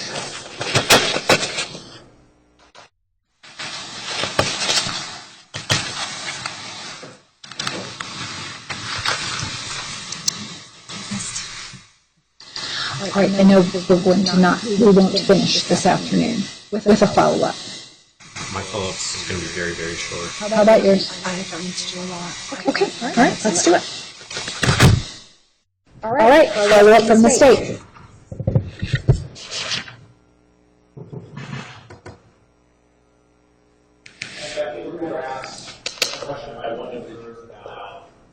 What Tracy told you about why this was legal or what the response that she indicates to you that the FMI is able to extract something.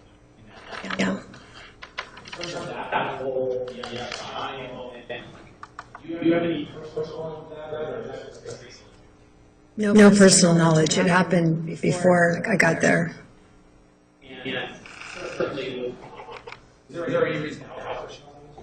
No.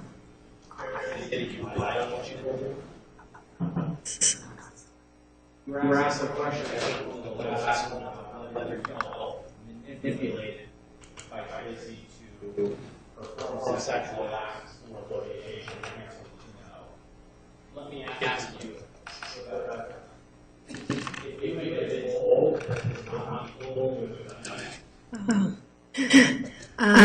If I was told it was not legal, no.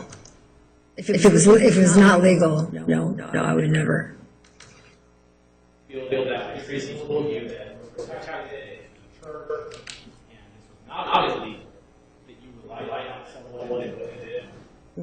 Is lied, manipulated. We were asked about whether that necessarily depends on how we assess the secret children that didn't have all of the donation. You recall an incident where you had a conversation with a secret where told you they didn't have I've never had a session like that. So that situation that is asked to be never actually. It never happened.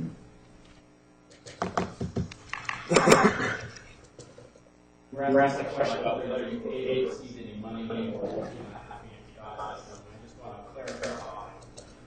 If I understand all the other telling correct, you received money for the donation. You never received any additional. Correct.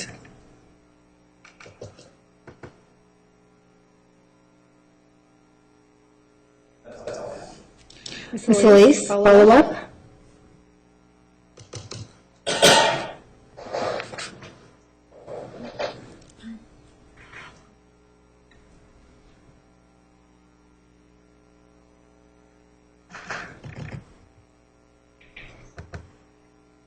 Okay.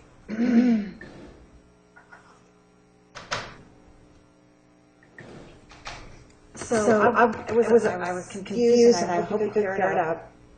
Did you just testify that Tracy Elise coerced you or tricked you into doing sex for money? Or did you say I tricked you about the church? I was unclear. I felt that I was tricked into believing that it was legal. So everything that I did in there, it was illegal. Now, you testified before that you believed everything right up to the point that the state came in and put a gun in your face. Yes. So this is hypothetical, but if that hadn't happened, would you feel that temple was illegal because we weren't? It was illegal, and like I said, I had like 3 more months left of taking the courses, and I even have some paperwork that I wrote down that I was not seeing the light. I wasn't getting to that place of nirvana or like enlightenment.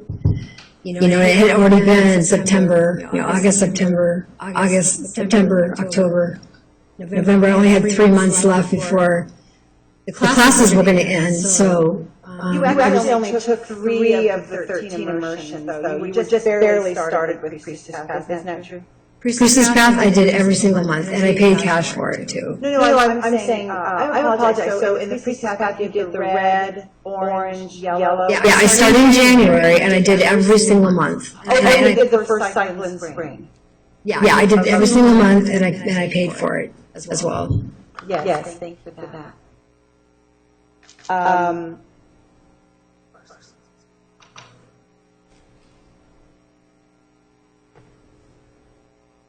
So we've had it a couple different ways. You first said if a speaker told you he didn't have any money, would you end the session? And you said no. Then the state said, would you end the session? I think you said no again. Or they said that was hypothetical. But the truth is that when you're in the chamber and committed to doing the healing, at that point, you're fully committed. And wasn't there an ethos at the temple of, if you give, the universe will give back, that it's okay to give and not know because the universe, karma will take care of it in some other way? You remember that kind of discussion? Correct. That the money might flow you from a different place, or from the next speaker giving you extra or something. Okay. We talked about that.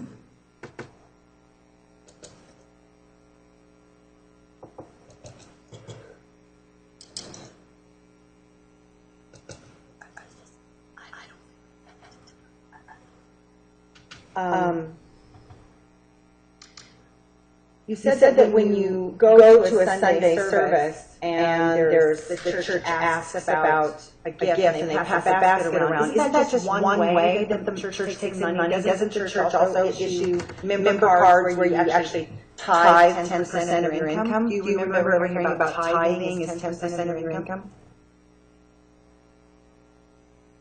I just can't remember. I'm sure if I said, I want to tithe an extra 10%, that I could. Tithe actually means tenth. Do you know that? The word tithing means a tenth. Okay, 10%. But it's true that a church takes in money in many different ways. They might have a bake sale, they might ask for tithing, they might have a counseling, and someone gives extra money for the counseling because the pastor spends 3 hours trying to sort out a fight, and then you write a check for counseling. Does that also sound familiar with the church? Sure.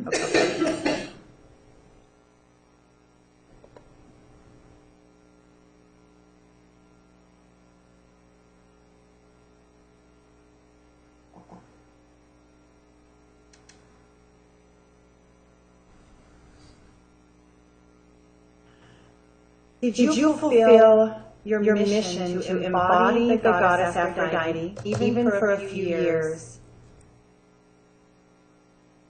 Did you feel that for a time that you actually were the embodiment of Aphrodite? Did you ever feel that you actually had the goddess Aphrodite flowing through you when you were communicating that to people? Embodiment, not the real goddess Aphrodite. Well, no one is the real, because that's, Yeah. we perceive the creator as something big and out there. Right. So, but the spirit of Aphrodite and the way she was worshipped in the ancient days, did you embrace that? And I tried. I was Rebecca. Dressing up like, being like Aphrodite. Do I believe that Aphrodite was really in my heart and soul, and if I embodied her? No. So that was part of your fake it till you make it? Yes. Okay. Thank you. That's all my questions. Okay. All right, ladies and gentlemen, we have nothing for you tomorrow morning, so please report here at 1:20. We will start promptly at 1:30. Please remember the admonition. Any questions? Have a nice evening.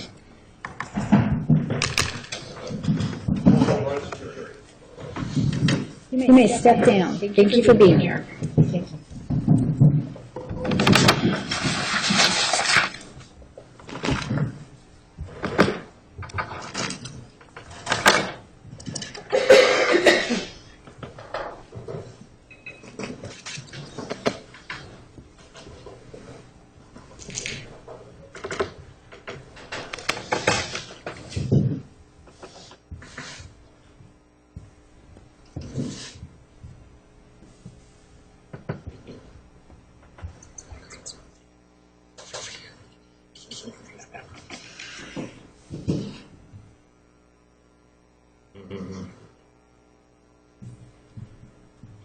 Okay, Council Ms. Elise, the supplemental preliminary instructions. Is anyone requesting they be given at this time? One moment, Judge.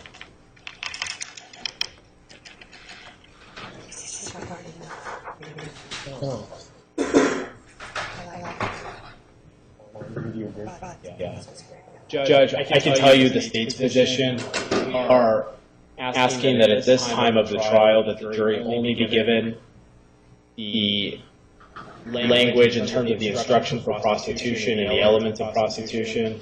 We're also asking for definitions of some of the terms in that same instruction. Okay. Our concern, just so you know, Judge, is that some of the other instructions in terms of, what is conspiracy, what is money laundering, that may just more confuse the jury at this point in the trial. Obviously, they'll be instructed at the end, but I don't think any confusion they have is about not having the money laundering or pandering type of instructions. So we have concerns about prostitution because there's been so many definitions given by various people that we do believe that it would be helpful to give the jury what that is.